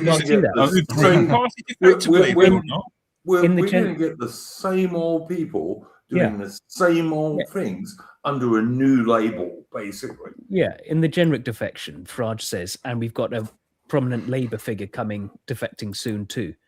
And a Green Party member. Yeah. I mean, what kind of basing is the Green Party member going to bring us? Yeah. Like, Yeah, I mean, yeah, the hope is that it's Tony Blair because that would just be so funny. Well, all I have to say is, Mitch, if you're thinking of cancelling your Reform membership, you should bloody do it if Blair joins Reform. I'm pretty sure Mitch would do that without any urging if Blair joined Reform. Look, I can't think of anyone I detest more as a politician in British history than Tony Blair. Yeah. Boris Johnson's done quite good. Oh, Boris Johnson is bad, but he's not as bad as Blair. I mean, he's really evil, and he's responsible for over 1 million dead people in Ukraine on both sides. But he's not as bad as Blair. If there are any... Oh, sorry. To give a more realistic take on this prominent Labour figure who's going to come in, I wouldn't be surprised if it was like Kate Hoey, who was a former Labour MP. 2 reasons. One, she's friends with Farage because back during the Brexit campaign, she went on like the boat with him with like the fishermen. So she's got those sort of sentiments, but also she's a massive Zionist. So I think there's that as well. So. I didn't realise she was a Zionist, but I did know she was a big Brexit supporter. So yeah, maybe you might be right. One thing that worries me the most about Reform is I know they're going to be listening to the Tony Blair Foundation over Restore Britain. Yeah. And you can take that information to the bank. That's going to happen. Mercian, who are the Tony Blair Foundation totally tied in with Davros and the World Economic Forum, which Farage is now going to. Well, and the Tory party. I mean, the fact that the Tory party 100. has the Tony Blair Institute. What are you fuckers playing at? Yeah, it's like you got, and also Michael Gove was also the guy who actually got the Tony Blair Foundation invited into Tory headquarters for the last 10 years. And I'm pretty sure that Michael Gove, he's going to start. I've noticed he's starting it's like an underhanded way of platforming Reform a lot more. Yeah, he'll try but he'll try and bring in Dominic Cummings as well. So it's kind of. Well, it's also interesting because sorry, go on, Carol. It's also interesting you mentioned Gove because Gove was the master of a certain Kemi Badenoch, who is still the Tory leader.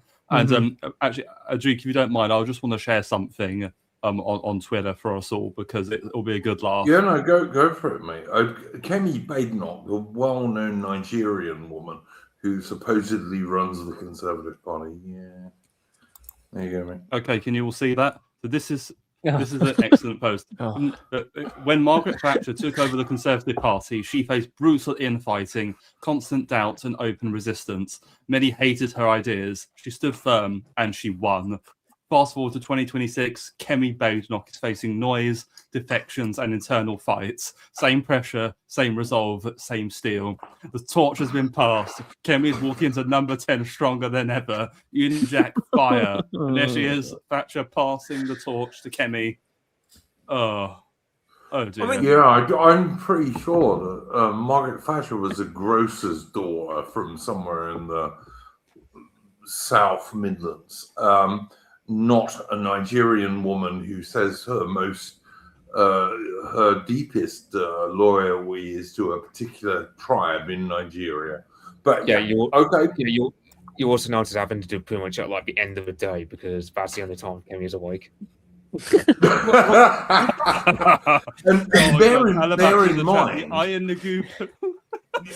bear in mind, Kemi's name is not Kemi. It's vastly longer, and it's a Nigerian tribal name. Olo Kemi, yeah. Kemi, whatever, blah blah blah. Well, the other irony about that is who's the bigger Thatcherite, Kemi or Farage? Yeah. That's what I'm saying. And you know what? There are many criticisms you could make of Margaret Thatcher. The fact that she wasn't British isn't one of them. And she did at least have the balls to fight the Falklands War, which was the last wholly British war. So I'll give her that always. But there are as many criticisms of Maggie Thatcher and mean, the and- destruction of British Yeah. industry, for example. And regardless of what you thought of it at the time, these days is not the time for Thatcherism. This isn't the same world that we had then. No, it's not. It's But not that's the what a 1980s. reform Yeah. tenure will look like. Civ Nat Thatcherism, yep. Yeah. Well, here's my take. I'd actually argue Rupert Lowe was closer to being like a Thatcher figure, because if you watch some of his interviews, all he talks about is, individualism and capitalism, and things were so much better in the 80s. So ironically, Rupert Lowe is just like a male Thatcher in a way, whereas Farage, in my view, is just like like a pound. It's basically pound shop Blairite neoliberalism. Farage just wants to take us back to 2005 at this point. I think you're being a bit harsh on Rupert Lowe, Beat, but yeah, in general, I think you're right. He is At very least we free have his market. ear. Yeah, exactly. He doesn't hate us. Well, yeah, Rupert Lowe will happily wave a Union flag. Union Jack, as it's sometimes wrongly called. Rupert Lowe will wave one of those things, which you will never get most British politicians to do. And he does it, I think, with some meaning in his heart, which is a big difference. No, certainly. But here's the thing: Thatcher will wave the Union Jack. My point is that I like Rupert Lowe. I just think he's a little bit boomery and a bit misguided. That's more what I was getting at. Well, he's 68 years old. What do you expect? He's considerably older than me, although he's only just beyond the Labour age for wanting to get British servicemen to be reservists. But that's going to be my little rant at the end of the stream. I mean, Adamant, you haven't said anything for ages, mate. And I'd really like to get your take, not only on reform and Nigel Farage, but also what you think Rupert Lowe and Restore Britain should be doing. I don't know. Is it too late in the election cycle for Rupert Lowe to go and start another party? I don't think so. I think we might still have 2 years, mate. I mean, to be fair, at this rate, I mean, he could just go and become head of the Tory party. I mean, it is just going to be a hollow shell by May 2nd or whatever it is. But I mean, there's polling that suggests, I know people have said there's some holes in the polling, but there's polling that suggests that if like Rupert Lowe started a party tomorrow, he'd have like 9% of voting intentions, which is an incredible starting point, to be honest, considering he's not that known. Yeah, like I remember there was a thing like ages ago where they were like the media was trying to take the piss out of him, and they're like, oh, people actually confused him with this other football manager. I mean, the funny thing was, I remember mentioning him in the office, and no one there knew who he was, except for people that were into football, which was half the office, and they actually did know that he was a former football club manager. He has kind of got a little bit of a forgettable face, I suppose, but he does just kind of look like a certain type of British elite from a certain heyday. But the thing I think that he would struggle with is that he does do, like, I mean, you were just saying this a second ago, but he does delve into sort of like reheated Thatcherism a bit too often. And I just think he would have a hell of a lot more reach if he stepped away from that and just I mean, essentially just doubled down on the immigration thing all the time. But when he does talk about immigration, he is very good on it, and I think he would draw a lot of support. And he could be, if he did start a party, he could be to reform what UKIP was to the Tories, which is this sort of like pulling force, even if he can't necessarily go and win any elections. I don't know. I think he's got more potential than that. Yeah. I could see him going all the way. I just think maybe it was really the thing if he started a party like 8 years ago rather than now. But would you like to hear a meme answer? Oh, sorry. No, sorry, Mercy. Carry on, mate. I'll do my bit. Would you all like to hear a meme answer? What I think Rupert Lowe should do in a funny way, but also half serious. I think he should take over what's left of the UKIP party. And their logo is purple, and put the Amelia as the logo for it. There you go. Oh, my. That's what Yeah, Oh, no, fair enough, Mercy. I tend to agree with what Outman said here. Outman's generally a pretty intelligent dude, I find. Rupert Lowe, I think, is excellent. You got to remember he's 67, getting on for 68, so he's 3 years over the Labour idea of being called back to the British Armed Forces. I'll talk about that at the end of the stream a little bit. Dad's army. Let's be honest though, as well. Like that means that by the next election, he will still technically be, I think, 2 years younger than Trump was when he ran in 2016. Yeah. No, absolutely, Adam. And you know what? You talked about Rupert's face. Rupert, to me, just looks like an Englishman. That's what Englishmen look like. You know, he's an older Englishman, of course. Sure, he was much more handsome when he was younger, but he's got a absolutely fine face. And yes, he was the chairman of a football club, I think. But he's an English country gentleman. The sort of guys, if you look back to the last great British Prime Minister, Lord Salisbury, in the very early years of the 20th century, the party that Churchill defected from to the Liberals, Lord Salisbury was an English country gentleman, and his family had been running England going back into the 16th century and before. I like Rupert Lowe. I think most of the things he says are sensible. I hardly ever see him coming out with something stupid. And he also has some really good young men around him. You know, that's the thing that I like about him most. You know, he's a bit of a boomer, but he doesn't. Yeah, that's the thing. He doesn't hate our side of things like Farage does. Yeah. I mean, some people give Charlie Downs stick for. Charlie Downs, for example, recently did a tweet on X where he said, "Cometh the man, cometh the hour, cometh the man," and he put in Rupert Lowe. I just hope he's right. You see, one thing I think Rupert could do is he could have a lot more passionate supporters in his party, whereas Reform, especially if they continue on this whole bringing in all the fucking losers from the Tories and Labour, I think you're going to get a lot more passionate supporters going out and actually campaigning for Rupert.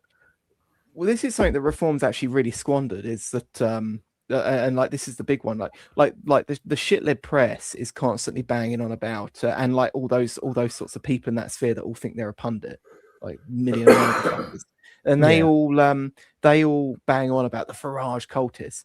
Farage did have something approaching a cult like back in the UKIP days. He doesn't have that now. No. I mean, I used to say that with the Conservatives, like you didn't actually you couldn't find anyone, even among the membership, that actually liked the Conservative Party. Yeah. They all either just viewed it as a necessary evil or the least bad option of the two. And generally speaking, the most ardent Conservative campaigners were just there because they were anti, like, the left. You kind of just see that in Reform now. A large part of it is that there's very, very few, but there's very, very few of people that are actually like ardently Reform. They're just kind of, they just see Reform as, again, like the least bad option. They just see it as a way of 100%. Potentially, and it's like that's what got us to here. Well, at least it's not Labour. Yeah. I've also just got to say, guys, that Richard Phillips, the comment I put up in the chat, I don't think you're right at all, Richard Phillips. He's saying Rupert Lowe would have set up a political party if he wanted to, but he hasn't. He's out of the game. I think you're wrong about that, mate. I really do think you're wrong about that. I think that Rupert Lowe's going to announce something sooner rather than later. And if he doesn't, I'm going to be desperately disappointed. Yeah, that would be a shame. He's I also- don't know. Yeah, go on. He's the most nationalist. Is he a nationalist? He's the most nationalist MP by a country mile. Easily, yeah, by 100 miles actually. I think Rupert really does. Like us guys, I think Rupert loves Britain in the same way we do, because it's a special place. It just is, you know. I mean, leave aside it ran the largest empire the world has ever seen. Leave aside it became a great world power from a little island, but it's just a fucking special place. It is, and I think Rupert shares that opinion. And he's the only modern British politician who I think does. Well, the thing is, like, let's say, because one challenge any Rupert Lowe-led party would have is everyone thinks Reform is a de facto right-wing party. You imagine how long it would take for Rupert Lowe to try and scratch out that. I mean, it's easy rhetorically in the sense of, well, he can just say, well, what kind of insurgent party literally has Nadine Zahawi in their ranks, or Nadine Dorris? Like, you know, you have Reform going about they're going to get rid of the online safety bill, but then they invited Nadine Dorris, who brought it in. Yeah. Or you've got as a Nadine Zahawi, you've got what? Another guy he's not really well known because he was just useless. Jonathan Gullis, who is a guy who literally he was jobless after he lost his seat in the election, and he was like, oh, I can't find a job after I lost my seat. It's like, why on earth do you want these Tory failures who can't even get a job on their own merit? Why do you want these people anywhere near your party? You should have blacklisted everyone involved with Boris, but instead you just invite in all and sundry. And it's not even, I mean, it's like my local Reform chairman. Like, the fact that he had to email that out. Yeah, that's kind of like, because in my local Reform page, just quite a few people were just like, what even is this? Having Nadine Zahawi join, among others. What even is this, a joke? So I can imagine Rupert Lowe would have quite a few people. I mean, you get Worcester Club types and Tory buzz, whatever you want to call them. It's just, I mean, what can be said in terms of you have Rupert, you have Farage, who, you know, it's like people have been shown like sort of that meme from Star Wars. Oh, you were meant to destroy them, not join them. That's a reaction of like a decent enough chunk of a Reform base, from what I've heard. 100% agree with you, Mitch. Richard Phillips says Rupert Lowe is not an intellectual. Well, that's in favour of Rupert Lowe. I totally agree. I totally agree with what Therium said. They're not leaders. All right. Well, I would say if I'd have been standing in a trench, right, you got Harrison Pitt in 1916, and Rupert Lowe had been the major in charge of my company, and he said, "Follow me, boys." I would have followed him. Wouldn't follow most intellectuals. Got to tell you. Right, you've got. I mean, you have the Lotus Eaters, and you've got guys like Charlie Downs, Harrison Pitt, like the New Culture Forum. You basically got a lot of online right in terms of a lot of the people who think philosophically involved. So it's not a lack of thought leaders.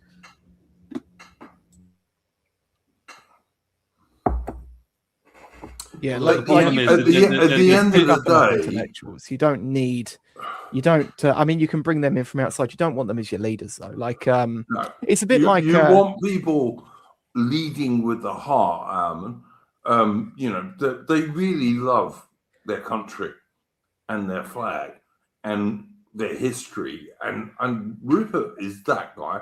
So, Richard Phillips is saying, "Oh, Ben Habib is more intellectual." Sorry, but he's not as English, is he? Well, the thing is, it's like it's too many foxes and not enough lions. That's the problem. Yeah, 100. But the thing is, as well, is that like there's like a couple of films, isn't there, from like the 2007 banking crash, and I like that one. What is it, Margin Call? And there's a guy in that, and it's there's a character in that. I can't remember the character's name, but he's played by Kevin Spacey, which obviously hasn't aged the greatest. But and and he's That's like the That's manager. a really good film, Alan. Yeah. I like that film. Yeah, and he's like the manager of the sales floor, of this floor, of this trading floor, I should say. And one of the guys comes up to him and he's trying to show him like this model that the analyst has put together, what do they call him, a risk analyst.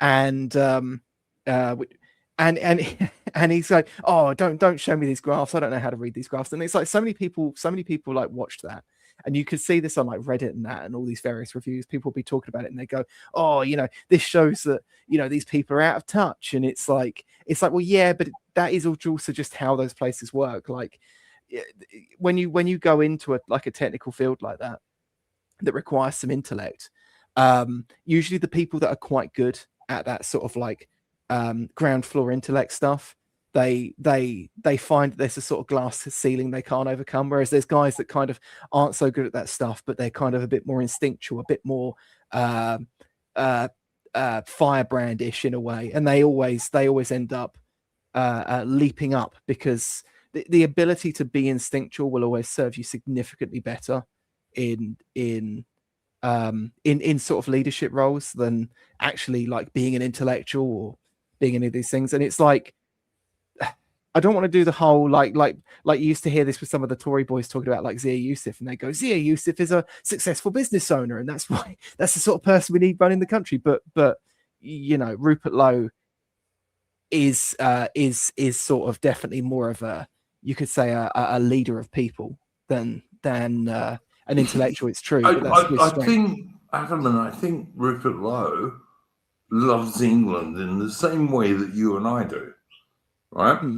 I really do. I think he's the only modern British political figure who does. Like when he sees a Union flag or an English St. George's flag flying over an old castle or a church, like, it gets him in his heart, which it does with all of us. That's why we're nationalists, I think. But of course, like the other problem with that is that, like, and Richard Phillips said this a little while back, like Rupert Lowe has specifically said that Restore Britain's not a party, and he's not running a party. But a large part of Restore Britain and Rupert Lowe's effectiveness is him being in the House of Commons. And he's not going to be that past the next election as an independent. Not as an independent. No, look, I guess this is what I wanted us to talk about for the last bit of this stream, is people like Charlie Connor, etc., have said, come in for the hour, come in for the man. Is he going to do something about this? And I think he has to. I don't know what you guys think, but well, it could just be referring to him doing. He could level up Restore Britain. It could, it will remain just a political force that is not a party, but it expands its scope, and it grows in new ways. That could simply be what he's teasing. We'll have to wait and see. Well, what I understood Restore Britain to be was like the flip side to the Tony Blair Foundation, to be the right wing worm tongue that the Tony Blair Foundation is in any party. The biggest problem with that is any party going to have that, let their ears be towards Restore Party? I can't imagine Labour. I mean, Reform definitely aren't, just because of Nigel Farage's ego, but Labour aren't, Tories aren't, the Green Party aren't. Name a party that is going to let Reform be the Tony Blair Foundation for them. That's my only criticism against it. 100 Mercy, and I agree with you. He's got to start by. Rupert Lowe has to start by. I don't care. I don't think, of course, he can't win the next general election starting a party now. But if he could be in the House of Commons with 6 to 10 MPs, he could do so much good into keeping a reform government, which is what I reckon we're going to end up with. and I hope we end up with actually, because it's better than Labour or the so-called Conservatives, but not by much. But if you had Rupert Lowe heading a group of 6 to 10 MPs in the House of Commons, he could do an amazing amount to keep Farage and Reform honest. He really could. It depends how many seats Farage has. If they've got enough, it'll be like Starmer, and Farage will just go, oh, "Fuck you." It will. No. I don't think that will work. No, actually, I disagree with you there, Farron. I think that a Farage government wouldn't be able to do that quite so much because most Labour voters hate Britain. All right, if they're not immigrants, which many of them are, they're so lefty that they just hate everything about Britain. So I don't think Farage can do that in the same way. I think a lot of ordinary Reform members are. It's a bit like Tommy Robinson, right? I hate Tommy Robinson. He's a Zionist shill. But many of his supporters actually have a good heart. They're just this, they're being like sent in the wrong direction by the Zionists. The problem is with our system is that once you get into power, we see it with Boris, we see it with Starmer and stuff. Once you're in, well, you're in, and then you can just tell everyone to go fuck themselves. And this is the time we've seen this so many times. Like we get promised stuff, they get in, they betray us, and there's nothing you can really do until the next election where you can hope. All right. All right, sorry. I don't totally disagree with you. I would ask people like Atman and Mitch what they think about this. I think you see the basic Reform voter is more pro-British than the basic Conservative or Labour voter. Yeah. I do. I think they're more pro-British than those guys. And I think there's the. Sorry, I was going to say. Sorry, if you had like a party led by Rupert Lowe, even if it wasn't very big, to start with, might get bigger. You never know. But if it wasn't very big to start with, it would go a long way to keeping Farage and a Reform government honest and pro-real British. It really could. I can imagine Farage, if Rupert Lowe started gaining steam with the party, he would go tack to the left. Go, oh, I'm not like that crazy right-wing party. I can see that from him. Because I could see that too, but it won't work work with his basic supporters who are patriotic Brits. It won't work with them. It's like with the Tory, most of the Tory members compared to the MPs. It's the same thing with Reform. Reform base, I'd say a lot more patriotic and nativist than Reform's MPs. I think that'd be a good thing then if Lowe did that and forced Farage to strafe left, because I mean, as hardcore as some of the Reform supporters we've met seem to be, I can't imagine that the general public are going to put up with that kind of nonsense. Yeah. Especially when the direction of travel is in our direction. Yeah, this is the point I'm trying to make, is that Farage's support, however he pretends is, and however diverse he tries to make Reform, is basically nativist British support. Yeah. Richard Phillips in the chat is starting out on my nerves now, I've got to say. But anyway.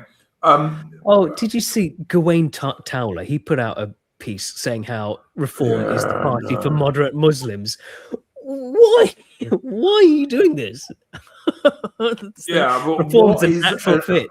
Listen, if I wanted to go back over the last hour of the stream, I'd ask Beda Britannia, explain to me a moderate Muslim. But anyway, and I know he could, by the way.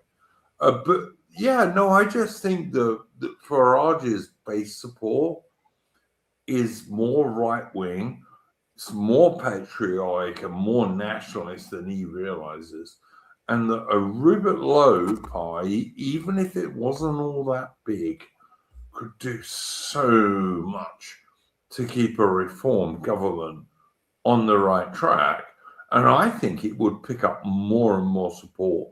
And if you had people like Charlie, what's his name? I can't remember now, who is one of Rupert Lowe's supporters, younger men like that coming up, they could turn that pie into a pie that could win an election. Yeah, from some polls, Rupert does poll better with young people than Farage does.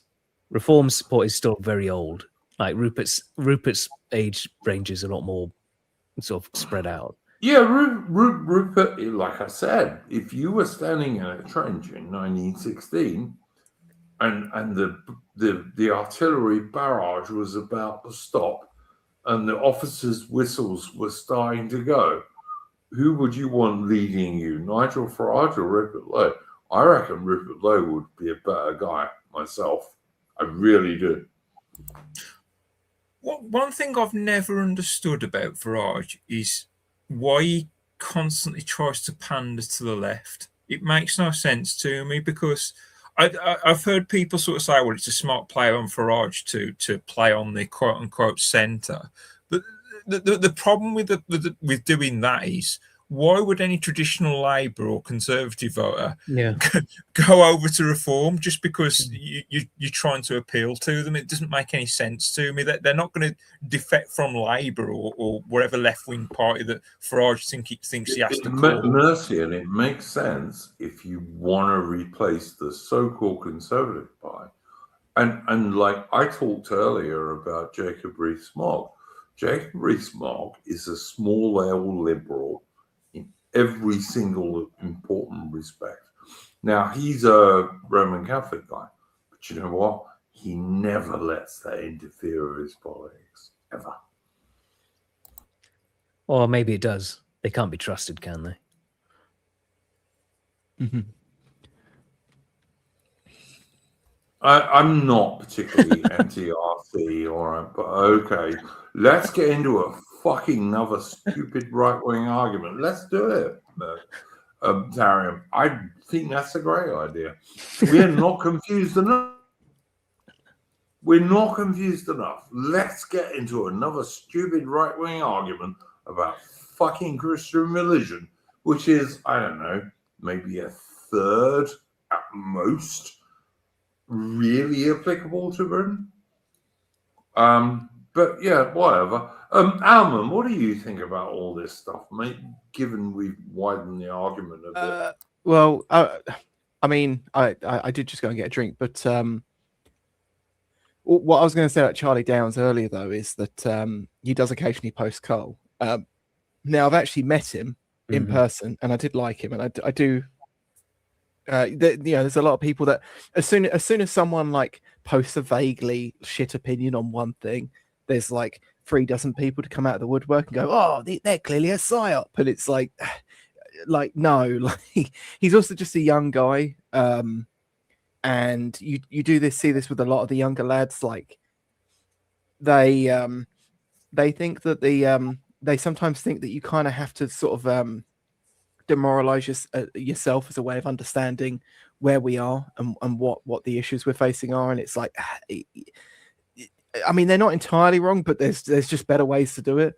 And yeah, Charlie's a very young guy. I suppose he'll go a lot of places in the future.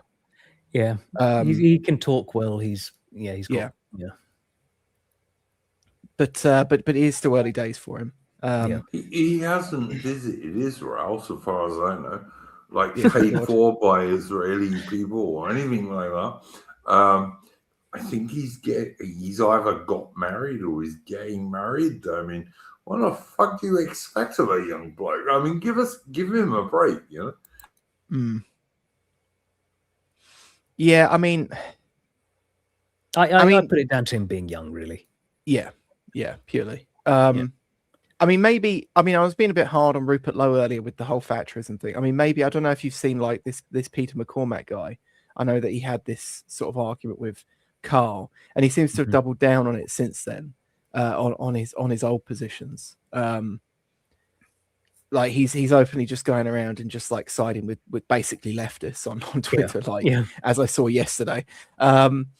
So, but like Rupert Lowe can speak to him seemingly. The two of them can get on really well, and Rupert Lowe's been on his podcast before, and they've had good productive conversations. So, I mean, maybe there's something to this I'm not seeing. Maybe Rupert Lowe's position, including his economic positions, is fine because it bridges a gap. But yeah, I don't know. I'm not entirely convinced by it, and I'm not sure if he's going to really start a party. But Well, we'll Peter see. McCormack, like because he's one of those guys who's massively all for Doge, cutting a lot of the US budget and all this. It's like, well, the thing is, I think what the thing was basically a lot of his spending you can't actually cut, because if you were to cut like social welfare too much, people will just shit the bed and you'll lose elections. So pragmatically, you just have to go, okay, check out all the immigrants first, deal with the leftism, a lot of feminism and so on. Then you can move on to the debt and all that stuff. Whereas Peter McCormack is like, no, he's wanting tax cuts, and he's wanting like what Milei is doing in Argentina right now. And it's like, well, Milei is able to do that in Argentina because he's not dealing with Somalis in Buenos Aires. So they were a lot worse as well when he took over. And tax cuts are not a bad thing, guys. All right, like good governments do not tax their people 30% of their income. Like, I'm not arguing against that. I'm just saying it's not the biggest fish of the issue. It's a matter of that's more like, let's say, once you've dealt with immigration and you've dealt with all the feminism and stuff like that, that's when you start pivoting more towards that kind of like more boring sort of admin detail about tax rates and how much business rates, blah blah. Well, yeah, and let's be honest as well. Like, I don't want to be too harsh on it. I think cutting US aid by Doge was worth the price of admission. But if you look at it from an American perspective, or from the Peter McCormack perspective as an American, Doge was a bit of a failure. Like it's done a lot of good in terms of unearthing certain things, but like you look at the was it the CRA, the Community Relations, CRS, the Community Relations Service. Yes, CRS, that's the one. And they they found that so much of the funding for that is like intrinsically tied into the Civil Rights Act. And it's like this thing has essentially been operating for like 80 years, and it's like or close to it, and it's like okay, we've gotten a better understanding of it, but it's also just like Doge was not able to cut any of that. Doge was not Trump specifically wanted to shut that down, and he hasn't been able to. I would also say though, and I think there's more of that stuff in Britain. And because our system is so unclear and so obfuscated, there's probably more of that in Britain than we have any idea of. Oh yeah, I think our regime is actually even better at that than the American one. They've we're you mean even worse, but yeah, okay. Yeah. Like it's our regime is specifically very good at sort of deflecting and confusing and sort of gaslighting people about where the origins of power exist within the system. Woodpit said they did defund the CRA. They did cut the funding right down to the bone, but they can't actually shut it down. So it's still like an office employee. I guess we should talk about ICE in America at the moment, and also about the Minnesotan Somalians, who have been ripping off the American public for like 25 years, basically, increasingly. Like there are Somalian daycare places that don't exist. There's Somalian non-emergency medical transport services that don't exist. There's Somalian old people looking after services that don't exist. like you're talking about billions of dollars that are just being given over to these guys.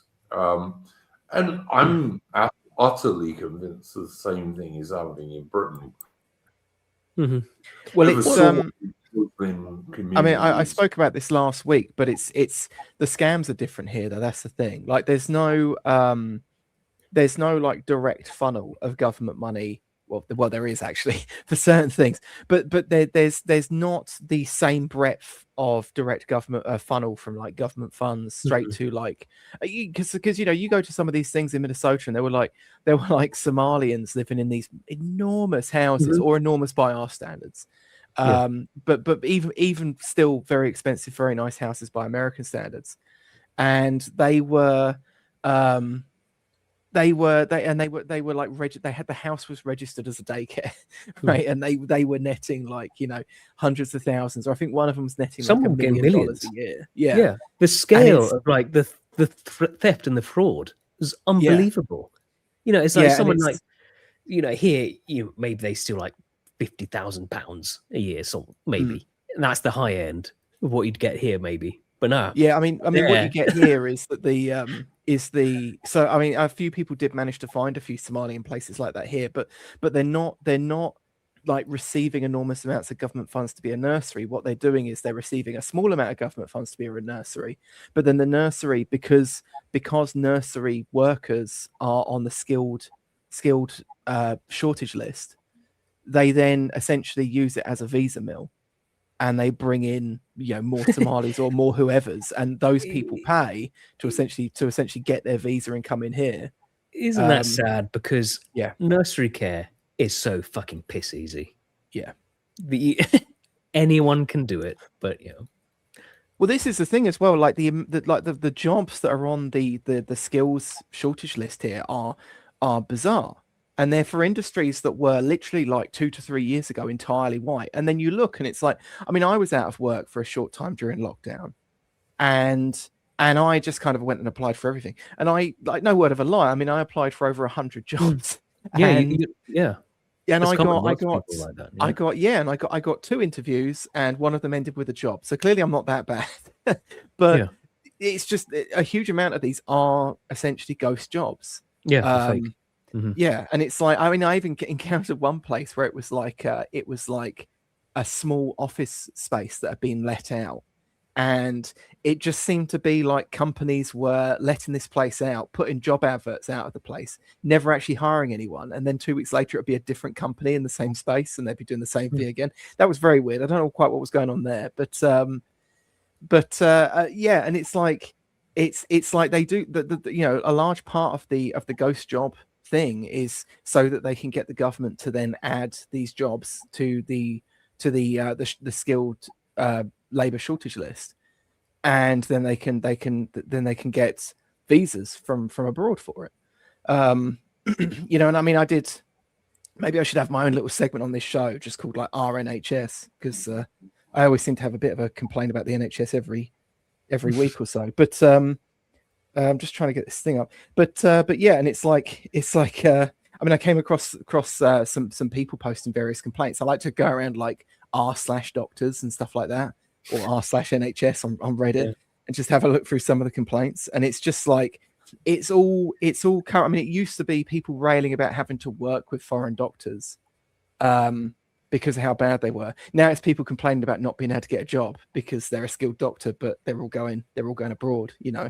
And that's another one, you know. Like I spoke last week about this thing in Birmingham where the NHS Midlands gave like £40 million to some company registered out of some like residential home, and they don't really know what the money's gone, but it was being used to funnel Pakistani doctors into the NHS.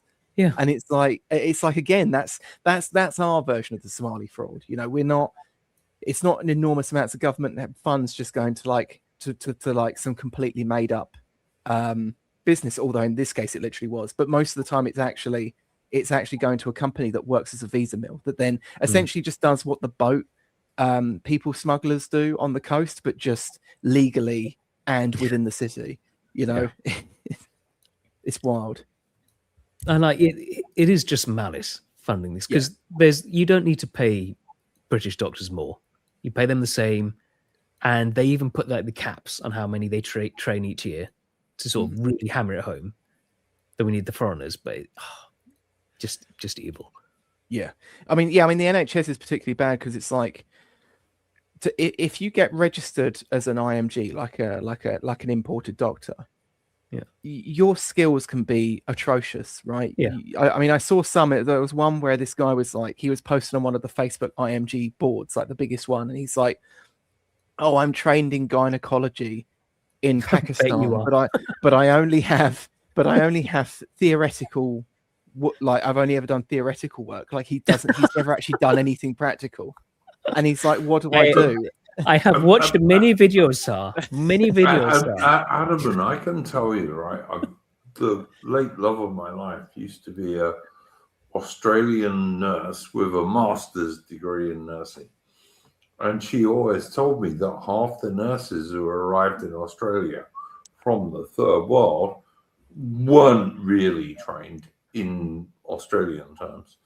And I can't believe that's any different with nurses in Britain. I just can't. I'm sure it's exactly the same. Yeah, and it's like, I mean, some of these things I was reading were actually nurses complaining about this stuff. But like, yeah, this Pakistani guy as well, and all these people were just saying to him, "Oh, just sign up as a registrar. Like, they don't do any checks." It's like, what the and it's like, the check in the NHS, right? If you go in there and you say, "Oh, I'm a Nigerian doctor," and you could have been struck off in Nigeria, which you'd have to be pretty horrific to be struck off in Nigeria. And the thing, and I remember someone this coming up on Question Time, someone mentioning it, and there's this audience member being like, "No, they check for that stuff." Yeah, they do. The check is they ask them on a form if you've been struck off elsewhere, and if you say no, okay, and they just take your word for it. We believe you. Honestly, we do. No, this is just insane. All right. I don't know. I mean, what about what Zach Polanski said? But we need people to wipe bums. Well, but this is the other one, right? Yeah, but so they're healthcare workers. They're not nurses. But this is the thing. They're certainly not doctors. But hang on though, the care profession was overwhelmingly white just like 4 years ago. Like, overwhelmingly, and they essentially had no problem hiring, but they basically, again, through ghost jobs and other things, they orchestrated a problem with this. Boris Johnson very famously made a specific pipeline just for care workers, and now care wages that were never great have declined even further. Can I give an anecdote to that when you finish? Yeah, go on.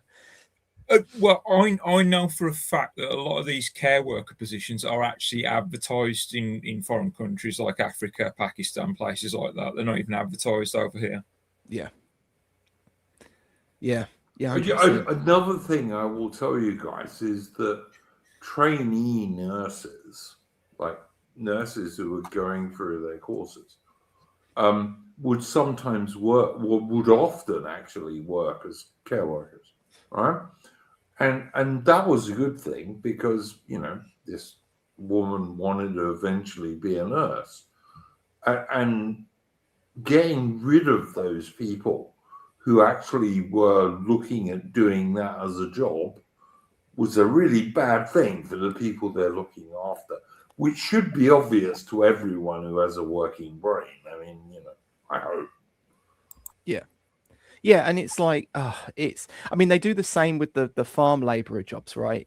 Like the amount of times where someone's told me, like when I've been discussing politics, well, why don't you go and become a fruit picker? I have worked on fruit farms, but even in those places, me too, and I've worked on farms. Yeah, absolutely.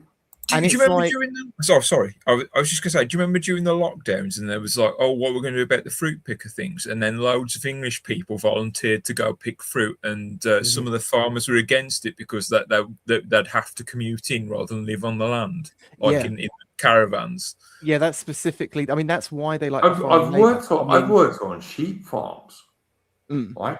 I mean, And sheep are the stupidest animals you've ever met in your life, by the way. But yeah, I've worked on sheep farms. I've done those farm jobs, which, as Alan is saying, like there's no reason why people can't do those jobs, and we mostly have.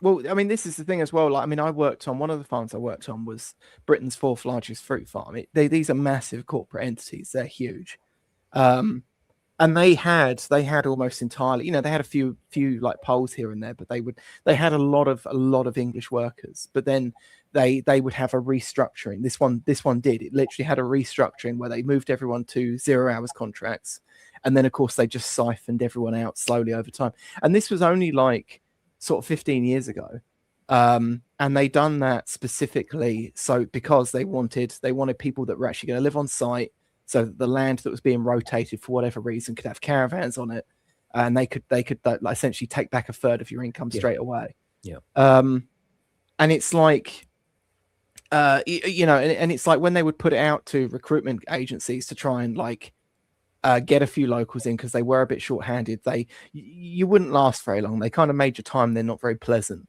But the thing is, people would sit there and they go, "Oh, it's a hard job, and that's why English people don't want to do it." You can find tons of jobs right now. I mean, I used to work in newspaper wholesale. That I mean, I can say because I've worked on both. I can say that job, the fruit farm job, is no muckier, no harder, no colder than working in newspaper wholesale. And yet, if you went to newspaper wholesale for a long time, that was entirely just full of English people. And in a lot of places, it still will be. 100, and also don't forget this, all right? My dad, who was born in 1933, right? So in 1953, he was 20 years old. And in 1954, he just left the army. And he used to go for 2 weeks holiday every year. I know, and you're a man of Kent or a Kentish man. I'm sorry, I can't remember which. But you're a man from the county of Kent. And that's full of hop fields, okay? Or it used to be anyway. Yeah. My dad would go and spend 2 weeks on holiday going and picking hops. And English people had done that for probably 100 years before 1953, you know? Mm-hmm. Yeah, I'm a man of Kent, but yeah, and it's like I mean, there are places, there are some of the farms you can go around here. I mean, we don't do as many hops as we used to, but there's still quite a few around. There's still a few places you can go around here where you can still see the old, what do they call them, like the tenement blocks, where they'd have like the long block of like single rooms, and a whole family would live in one of these rooms. You can actually still see the structures. You know, sometimes the roofs have caved in, or sometimes the farmer just used it as a storehouse, but you can still see them. But yeah, and I mean, there was still like you'd get like gypsies would go and do that work when I was young, you know. But now they some of those farms as well, some of the hop farms. But funny enough, a lot of the hop farms still actually get a lot of English people to do it. I know that they even get some of the students from like Canterbury from the various universities, and that will go and do it for a bit of extra money, like at that time of year. It's a traditional British thing to go and do. Like half the Cockneys in London used to go and do that in the late 19th century, you know, 1880s, 1890s. That was their holiday. 2 weeks a year, they go pick hops. Jeremy Clarkson was sort of talking about this on his Clarkson's Farm thing. Like, we've got children. They could be doing a lot of this stuff. Yeah. Yeah. Like, the funny thing is, as well, is I remember someone saying to me, oh, well, like, because my nan would say, like, oh, you know, back in my day, the kids used to go on the farm with us. Like, the mothers would go and do some of that seasonal farm work, and they would take their kids with them. And people would say, well, you couldn't do that now because of all the heavy machinery. I mean, the funny thing is that the immigration labor has essentially been used so that we don't have to do any automation. So a lot of these farms are actually still like they were 40 years ago. I mean, there's a fruit farm called Numa Fruit near me, and they actually, if you drive past that place, like their tractors literally look like they're still from the 1960s. They're driving around on brands of tractors that have been defunct for like longer than I've been alive. I mean, part of that is like if you've heard about like the John Deere thing about like there was a whole right to repair thing, and John Deere wouldn't let independent mechanics work on their tractors. So maybe there's a bit of that going on about it, where people fall into Ludditism because they can't repair modern tractors as well. Yeah, there is that. I mean, I tell you, my dad, right, was evacuated from London in World War II because of the German bombing, and he was sent to Brighton, where he had quite a good time actually. And the young girl who was the young woman of the family he was evacuated to was the girlfriend of a Royal Navy sailor. And my dad's main memory from that, because he was pretty small, he was born in 1933, was he was on the beach in Brighton and he got a great big wave who soaked him. And the sailor came up and picked him up. So he was all right. Then he was evacuated to Bracknell. And the woman there was only doing that to make money. So the only thing he got to eat was dumplings with gravy. And he got scurvy. And I'm not lying. This is the truth. And his mum took him home back to London, even though in Bermondsey, that was where the Germans were bombing. Then he got sent to South Wales, and one of the farm labourers there liked him and used to carry him around on his shoulders. He was an ex-First World War soldier. Like, he was a bit too old to be in the modern British Army, but he'd been in the First World War. And the only bit my dad didn't like much was he had to go to chapel on a Sunday, because that was the Welsh thing. And it was all in Welsh, so he had no idea what the fuck they were talking about. But the farm labourer guy was nice to him. He got well fed. He got rabbit stew and all sorts of things. And when the harvest season came around, he, like all the other kids, he went and did the harvest, and they had trial horses and all this. And as far as my dad was concerned, this was like a great period in history. I mean, you can imagine the little boy from London with giant trial horses and people who didn't treat him too badly and fed him well. It was nice, This is kind of your civilized society that we so often talk about, Alan, Hey, mate, there is something to. I would imagine if I was a child and I was around mechanical things rather than going to school learning about things that I didn't care about. Just a thought. Yeah, I think you're right, Mercy, but in my dad's case anyway, it was mainly the horses. So, like, when my dad left school when he was 15, which you could in those days, he got a job with Southern Railway as a van boy. And that meant he was looking after a giant trial horse called Johnny. And my dad spent hours polishing his harness. And when they went to Covent Garden, you would get him carrots and apples and, good treats for horses. And he just loved this horse, as a young man will with a great animal like a child, That's what happened with my dad. But then my dad was not particularly mechanical. If you are, I guess, yeah, all right, you'd like that. My dad's great disappointment was when he came out of the army they got rid of all the horses and they only had trucks, and so he didn't work for them anymore. No, I can say what I'm trying to say is, wouldn't it be nice?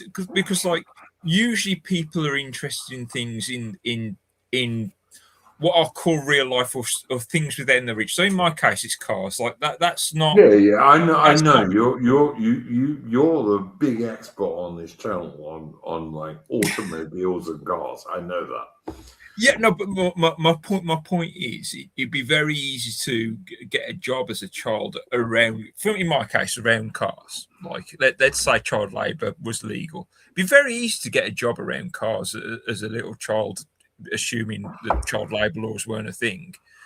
Whereas instead, what we do, we stick all the kids together, and we teach them.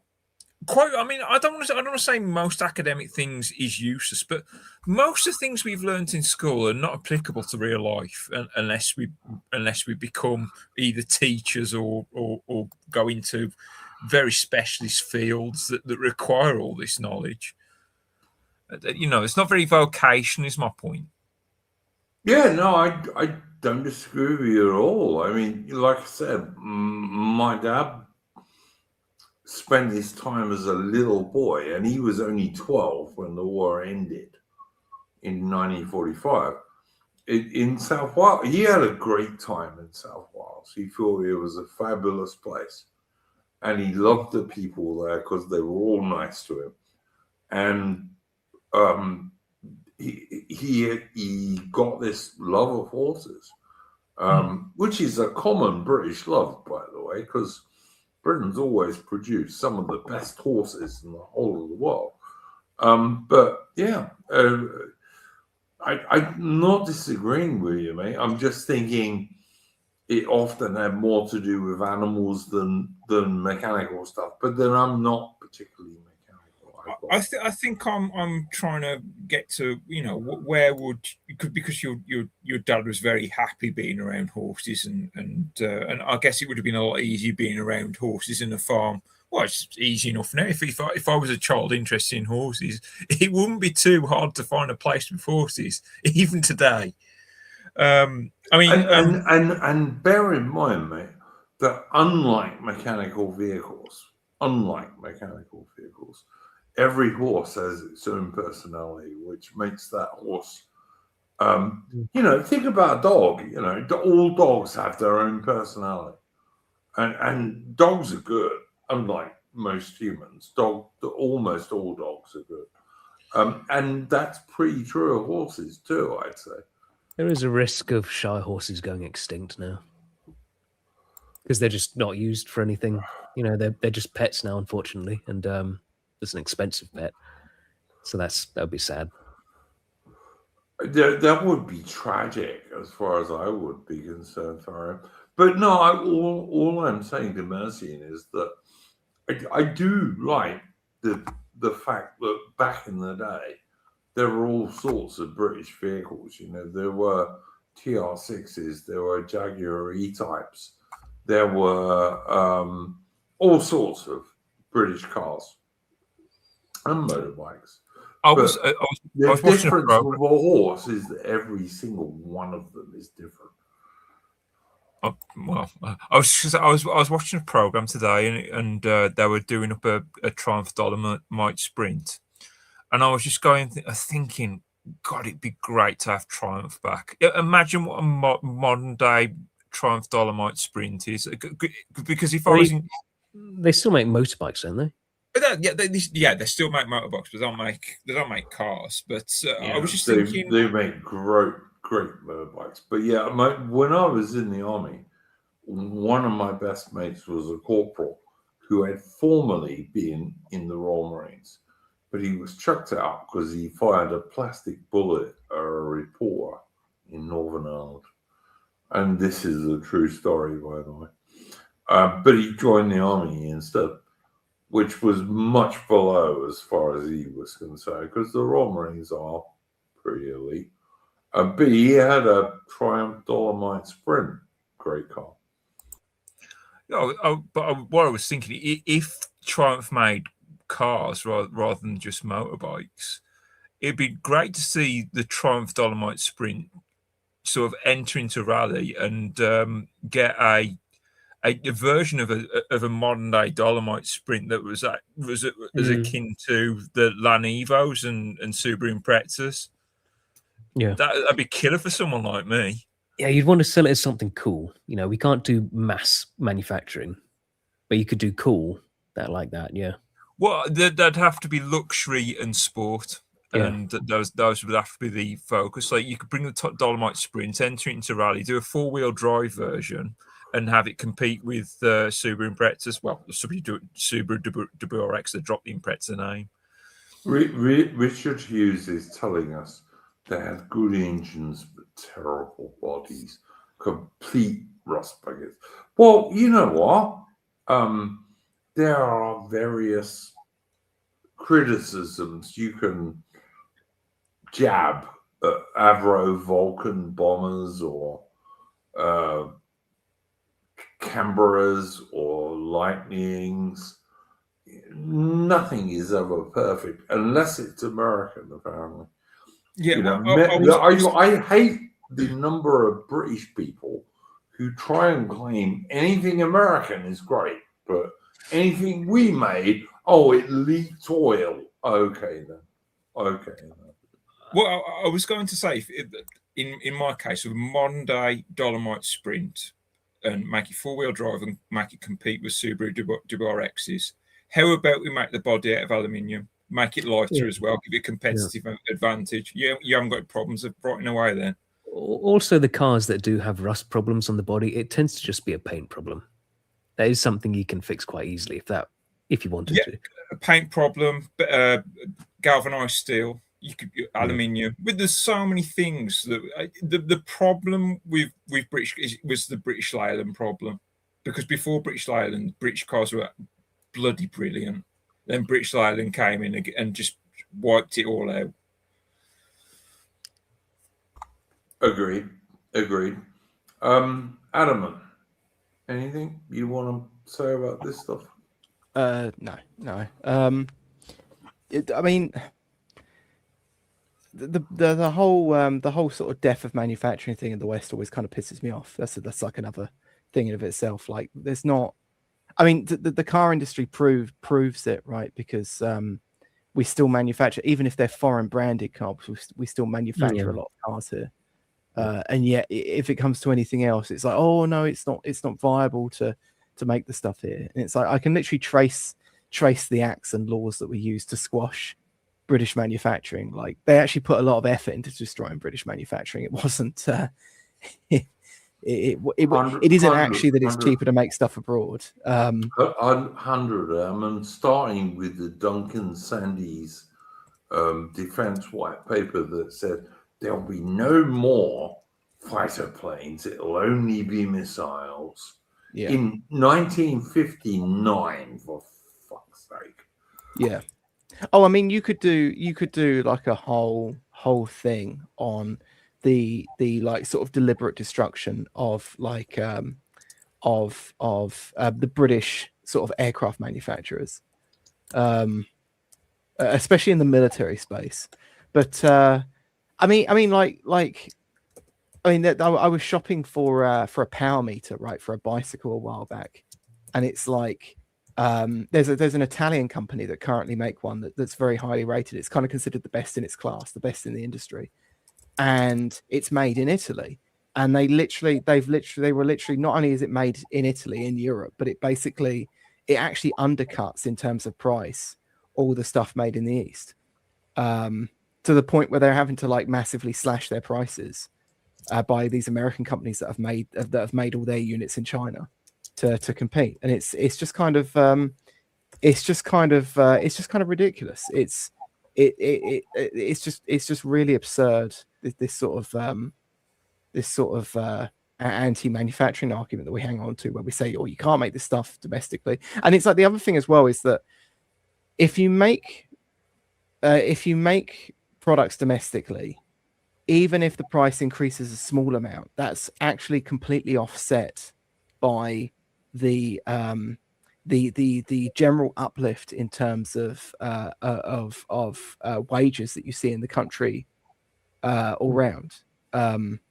You know, it's so to my mind, it's something absolutely. I mean, if you've got a British manufacturer in a British town, all of that town and the area around it benefits, because all of those people who you are employing and who are going to get reasonable wages are spending that money, and so the whole area improves. I totally agree with you, mate. Well, yeah, it's like Detroit, right? Before I was about to say before it was nuked. No, before it was hit by you know, bombed by blacks. Bioweapons. Yeah. 100. And it's like, I actually genuinely believe that Detroit might have been in terms of the average household income, might have been the richest place that had ever existed, you know, relative to its time period. Yeah.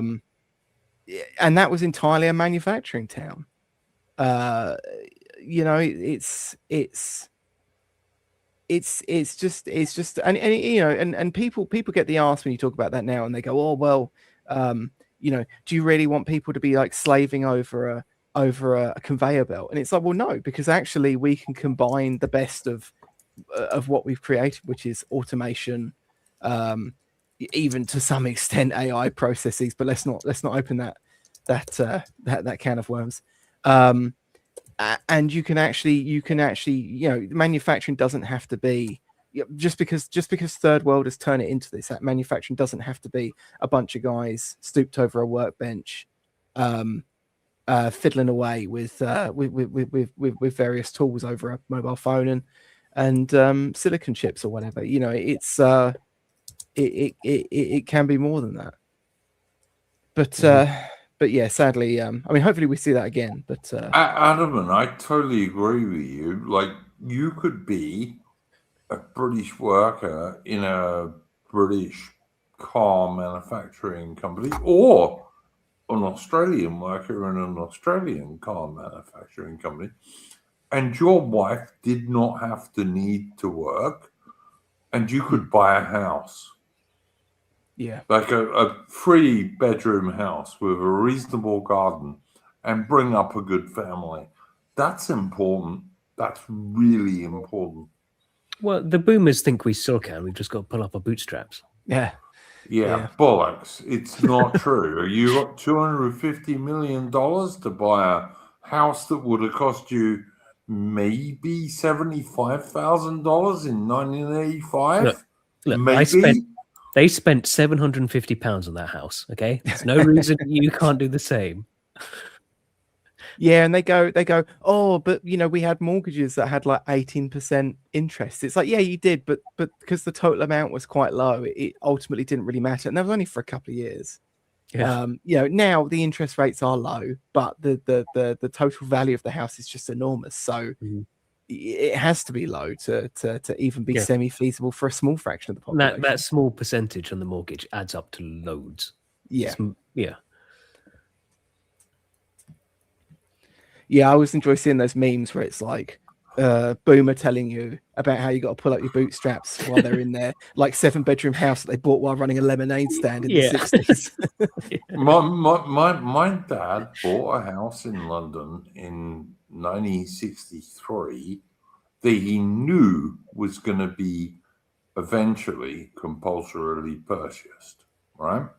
So he knew it was going to be compulsorily purchased, but he knew that, I don't know, 4 years. It was going to happen 4 years after he bought it. But he paid about £1,800 for this 19th century 2-up, 2-down terrace house. Yeah. And he made 5 times that when it was purchased. And he knew he would. And my dad was a labourer, all right? My mum was a telephonist. These were not like middle-class people at all. But you could do that. And my dad's plan at the time was, with the money he made on this house, he was going to buy a semi-detached in Maidstone in Kent. Didn't happen because my mum was a wank, but whatever. But you could do that back then, and you can't now. You just cannot. Yeah. I mean, it's like, I used to wash cars as a child, and like obviously even by then most of the inflation had set in anyway. But but even then, from there to now, for what I was charging for the amount of cars I could wash in a day, I was almost earning then what I earn now as like an adult in an average British wage today, which is just insane.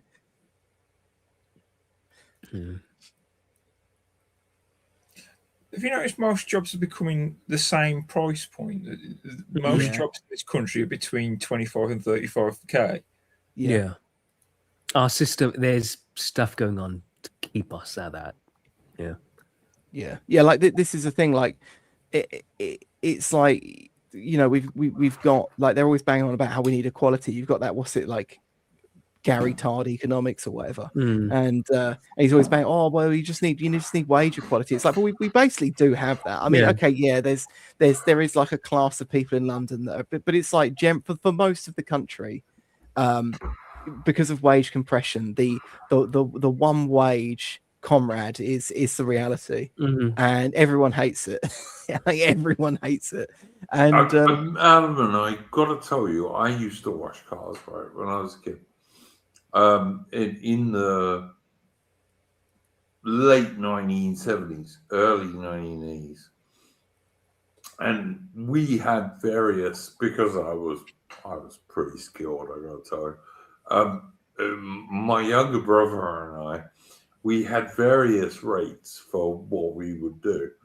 But if you were going to wash your car and then wax it, we used to charge £5 in about, Jesus. I don't know, 1980. You rip off merchants back then. 1980. No, but that was a 2-hour job, all right. By the time we used to do a really thorough job, we'd completely wash it, then we'd completely wax it, all right. So yeah, it wasn't actually. By the time we'd finished, your pretty shitty average car would look like it was brand new on the outside, But yeah, we charged £5 for that, mate. Yeah. And what year was that? But it was 2 or 2.5 hours work. I mean, it wasn't fuck all. What year was that? About 1980, 81, maybe. 81. Then some Africans came over and undercut you. That'd be 20 quid a car today. But they couldn't have undercut us because they wouldn't have been able to do it properly. Because, we did the headlights correct, the hubcaps correct. We they couldn't have undercut us because they were so stupid. But they chased you off with machetes, though. No, never ever did. No, we were quite brave too, and we used to operate in Bermondsey, for God's sake, which was back then a very English white area, as most of the country was back then. Yeah, absolutely, Mercy, absolutely, it was. But like I said, 2.5 hours work, we charge you £5. We would. But we brought our own buckets, our own sponges, our own wax, our own detergent to wash it, and this was a big deal. By the end of it, your car would be gleaming, I promise you. I remember washing a car once, and before I knew how to wash cars properly, and I got through an entire pot of wax on one car. I was slathering it on so thick. Yeah, you only need a little bit at the end. I didn't know that at the time. I mean, you can imagine how thick it was, and I was putting it on, and this other kid was sort of waxing it off, And I remember finishing. I says, "You've only done one panel because you know how thick you've put this on." Yeah, too much wax, boys. But yeah. No, the big deal was you used a load of detergent to like get rid of all the grime and the shit, and then you only need a little bit of wax to really make it like shiny as fuck. Yeah. Oh no, I must have been troweling it on or something. Is this why you like women with loads of makeup? It probably is actually. Thorough. I've always loved women with loads of makeup and enormous fake breasts and the longest legs possible. I've just got this impossible idea of women. You know? And I keep meeting your specification for some reason. Yeah, they have from time to time, and they're even obedient sometimes. It's amazing. If you're a man, it's amazing what you can do with a woman. But yeah, but don't like feminists will attack me. Who cares? I detest feminists even more than gay guys. But anyway, whatever. I don't know, guys. I think we kind of destroyed Nigel Farage and Reform on this trip. I hope so. He destroyed himself. Yeah, absolutely. Yeah. I'm genuinely surprised I've got to destroy him. Sorry. I'm genuinely conservative party, mate. Yeah. I'm genuinely surprised I've got to keep destroying him, though. It's sort of like, and I don't mind people being pro-reform as of today, depending on what Rupert Lowe does. Yeah. It's just the way a lot of these reformers are pro-reform. It's sort of like it's reform or bust, and I can't understand that mindset. They are causing a global shortage of copium. Yeah. We seem to have lost Mitch, by the way, which I always regret because Mitch is one of the best people on these streams. But I guess he's probably gone to bed. But yeah, I'm going to have to head off as well because it is very late. Ammon, wait 1 second until I do our super chats, if you would be so kind. Look, guys, yeah, I get what everyone's saying, and like Farage is absolutely like he's just covering for our so-called leaders. He's not going to change anything. It's like I expect containment operations, but do you have to make it so obvious? When you're literally begging all the people we want out, I'm going to save you guys. At least take us by surprise, yeah. Surprise me with your treachery. Don't do it so openly. Well, we can hope Rupert Lowe will do something, and maybe he will. I certainly hope he does. I see Richard Hughes in the chat, and I don't totally agree with you, mate. But anyway, whatever. What about the copium? He's talking about the reform. The people still clinging to reform, going, "No, it's okay." That's what he's talking about. Oh, okay. Well, I haven't had much trust in reform for a long time now. But anyway, let's have a look at our entropy. Garen sends us $5 and just says hello. Thank you, Garen. Garen has supported us for a long time now. So thank you, Garen. Red Three Trees, who's another guy who has supported us for a long time, for $15 says, "Evening, did you see that TB has made a comeback thanks to third world workers? I presume he means tuberculosis." I heard that Los Angeles was having all these medieval diseases pop up again because of all the homeless. Yeah. Can anyone, by the way, so thank you, Rod Free Trees, and thank you for both of you guys for supporting the channel. The final thing I would say is the best ice story I saw, and it had nothing to do with Greenland, even though it's called ice, was they went to a Mexican restaurant somewhere in North America Yeah. and got a good meal, and then went back later and arrested all the fucking foreign bastards who shouldn't have been there. I would say more power to America on that particular. Yeah, they were like, I saw these people. They were like, "Oh, how dare they?" As if like, "Oh, those people have served you food. Like, leave them alone." It's like, okay, but Based. this still shouldn't be here. Like, one of the top comments I saw under one of the newsfeed things of that was, "I'll take one to go." Yeah, based.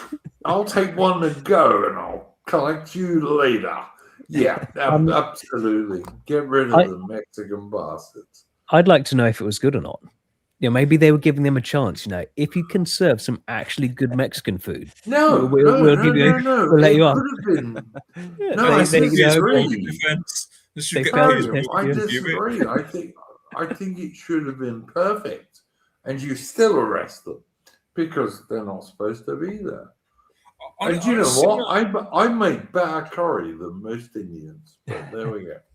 On a similar note, what was the American politician that visited some foreign restaurant and he could tell he was disgusted by every morsel? I think that was the mayor, one of the mayors in Minnesota, in the Somali. Somalis are. Yeah, he goes to the Somali restaurant and it's like, you can't fake. You can't move fake, this food around. Like disgusting food. Yeah, that was grim.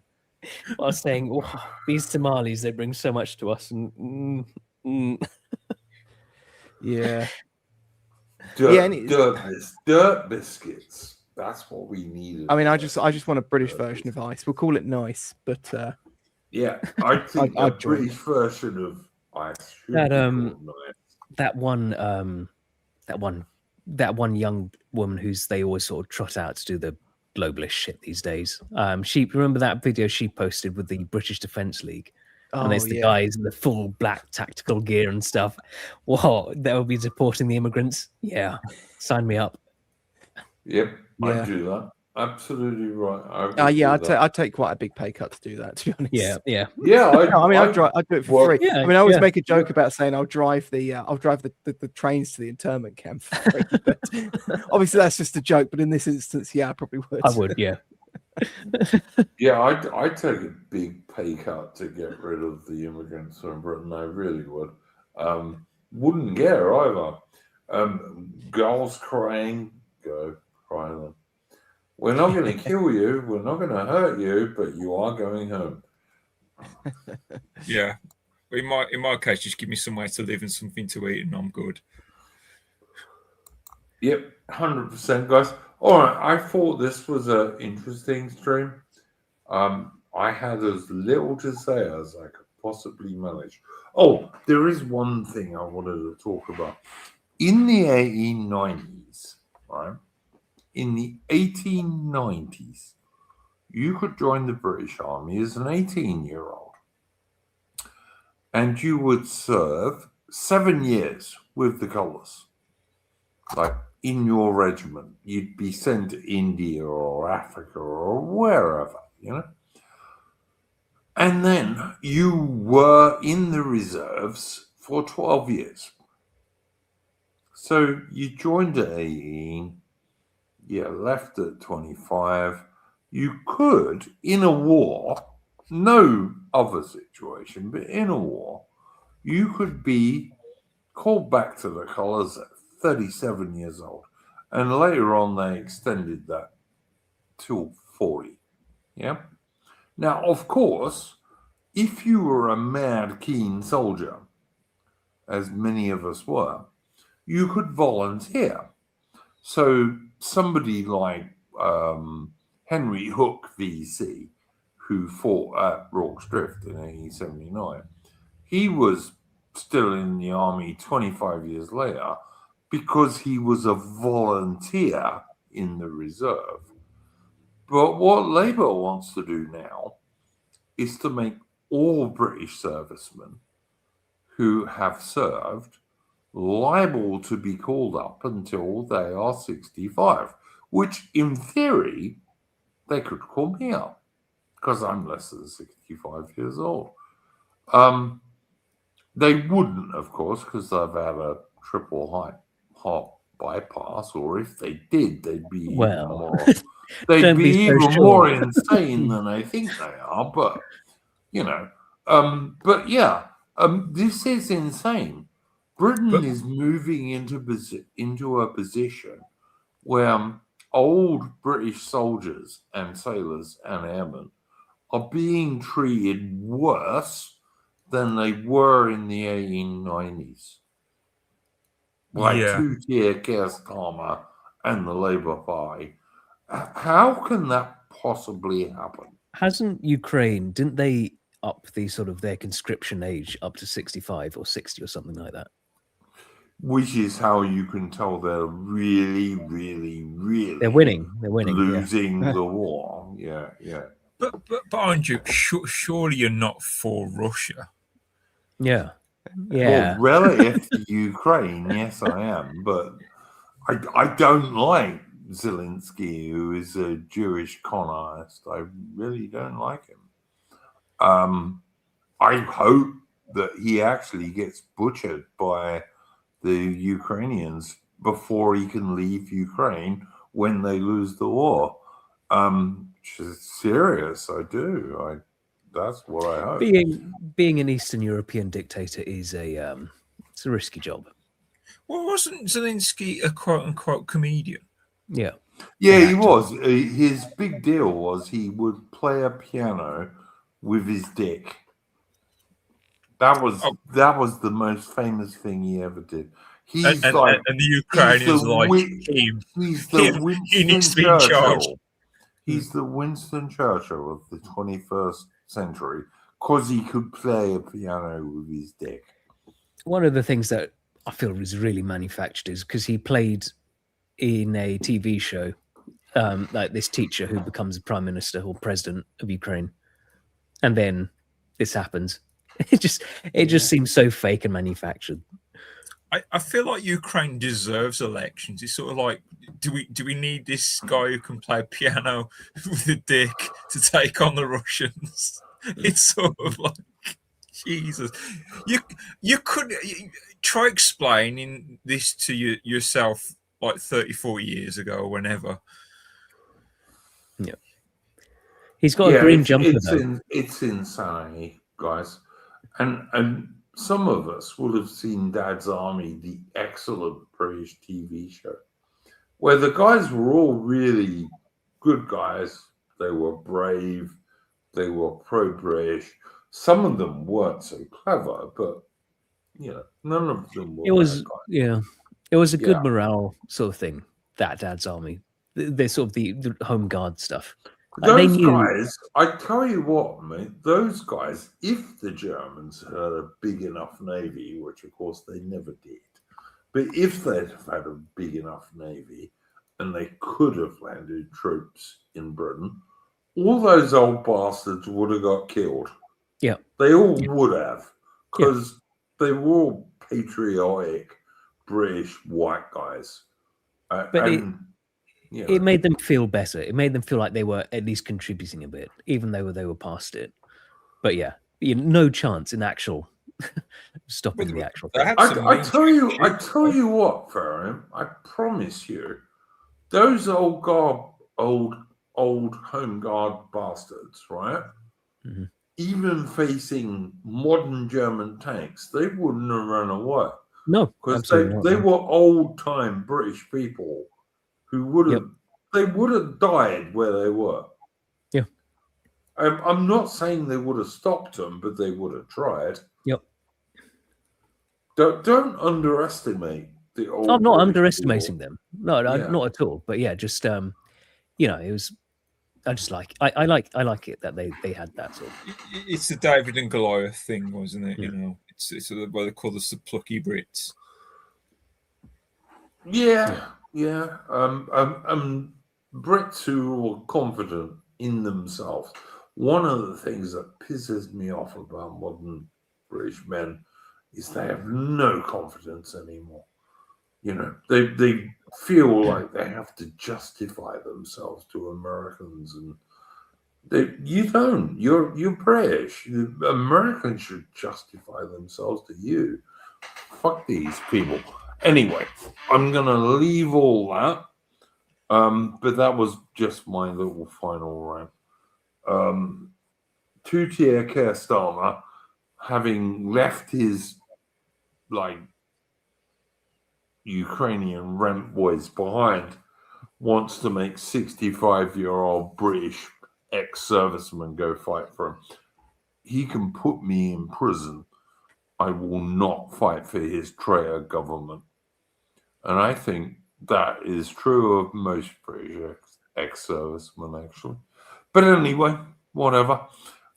Any final points from Farian, Mercian, or Ammon? No, nothing from me. I'll make a final statement. Jeremy Clarkson should make more war documentaries. Yeah, I've liked the couple he made. They were pretty good, Mercian. Farian, anything? I'm good. All right, guys. I guess we will be back on Wednesday with a history stream. And that's a magical mystery tour because I have no idea what it will be. I mean, I do if no one comes up with an idea, but otherwise, I have no idea. Let us play us out with a stream,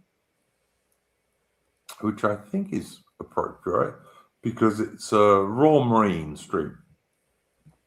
The Royal Marines are the Royal Navy Sea Soldiers. They're controlled by the Royal Navy, and they're some of the best troops Britain has.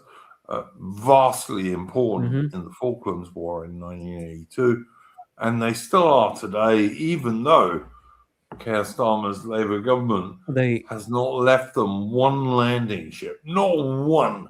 I mean, they've also probably been the best at resisting woke. They've got no women in there. They've kept that out. Agreed. Agreed. Yeah. And they're, I remember AA and stuff talking about their sort of advertising, the Royal Marines being just a bunch of tough-looking white guys, but they've always done that. They've never gone for like the gay rainbow recruitment. Yep. No, totally agree. Like I said, Royal Marines are the Royal Navy Sea Soldiers. They're controlled by the Royal Navy, and they are some of the very best troops that Britain has. And if you want to know how Britain won the Falklands War, a fair bit of it has got to do with the Royal Marines and their officers. So anyway, let's play this, assuming I can, of course. Doesn't always work, but we'll try. I tried to join the Royal Marines when I was younger, but couldn't get through the medical.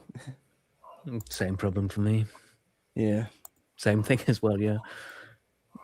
I wish I had joined the Royal Navy, to be honest with you. I would have got in the Royal Marines for sure, but I should have joined the Royal Navy. More travel, probably would have got Hong Kong, which was one place I wanted to go, but well, the Royal Marines, you can get both. Yeah, you could back in the day, that's true. Anyway, let's see if I can play this.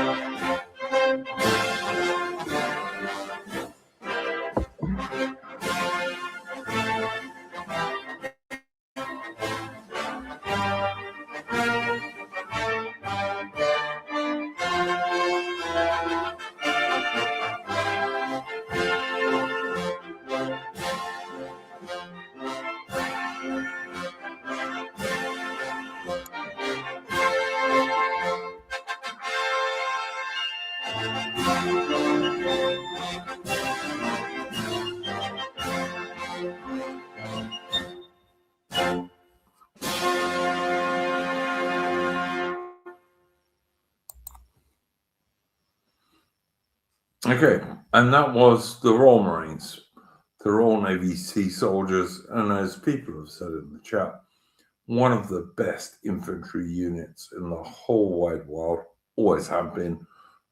You look at any British campaign, Peninsular War in Spain and Portugal, Crimean War, the Boxer Rebellion, the Anglo-Boer War, you name it, the Falklands War, the Royal Marines were there and played a really important part in it. Great guys. And I have some Royal Marine friends. So, yeah. Thank you very much to my guests, Adamant, Mitch, Mercian, and he's disappeared. I can't remember his name now. Tharium. What's his name? What's his name, Mercian? Tharium. Tharium. Thank you very much, Mercian. Yeah. Any Adamant or Mercian, anything you want to plug, guys? No, nothing from me. Yes, subscribe to my channel. Hopefully I have an interview with an Extra 4 member coming up, and I'm hoping to put more videos up when I've got the chance. Good on you, mate. I shall look forward to that, and I'll publicize it. Thank you again to my guests. I thought this was a pretty interesting stream. Mostly British, like, you know, one of the things, if you look at YouTube live streams, there's not many British ones. So, you know, we're one of them. And we've been going for a very long time. We're like 5.5 years now, or something like that. So, you know. We'll be back on Wednesday with a history stream. I don't know what it'll be. I do, but only if no one comes up with a better suggestion. If no one comes up with a better suggestion, it will be Napoleonic warfare and why the British Army was the best at it. But anyway, we'll talk about that later. Go well, guys. And in the meantime, don't let the bastards grind you down. And by the way, that Royal Marines tune was from Patriotic Archive, who is a good chap and a member of my Discord. Go well. Check you later. Yeah, good night all.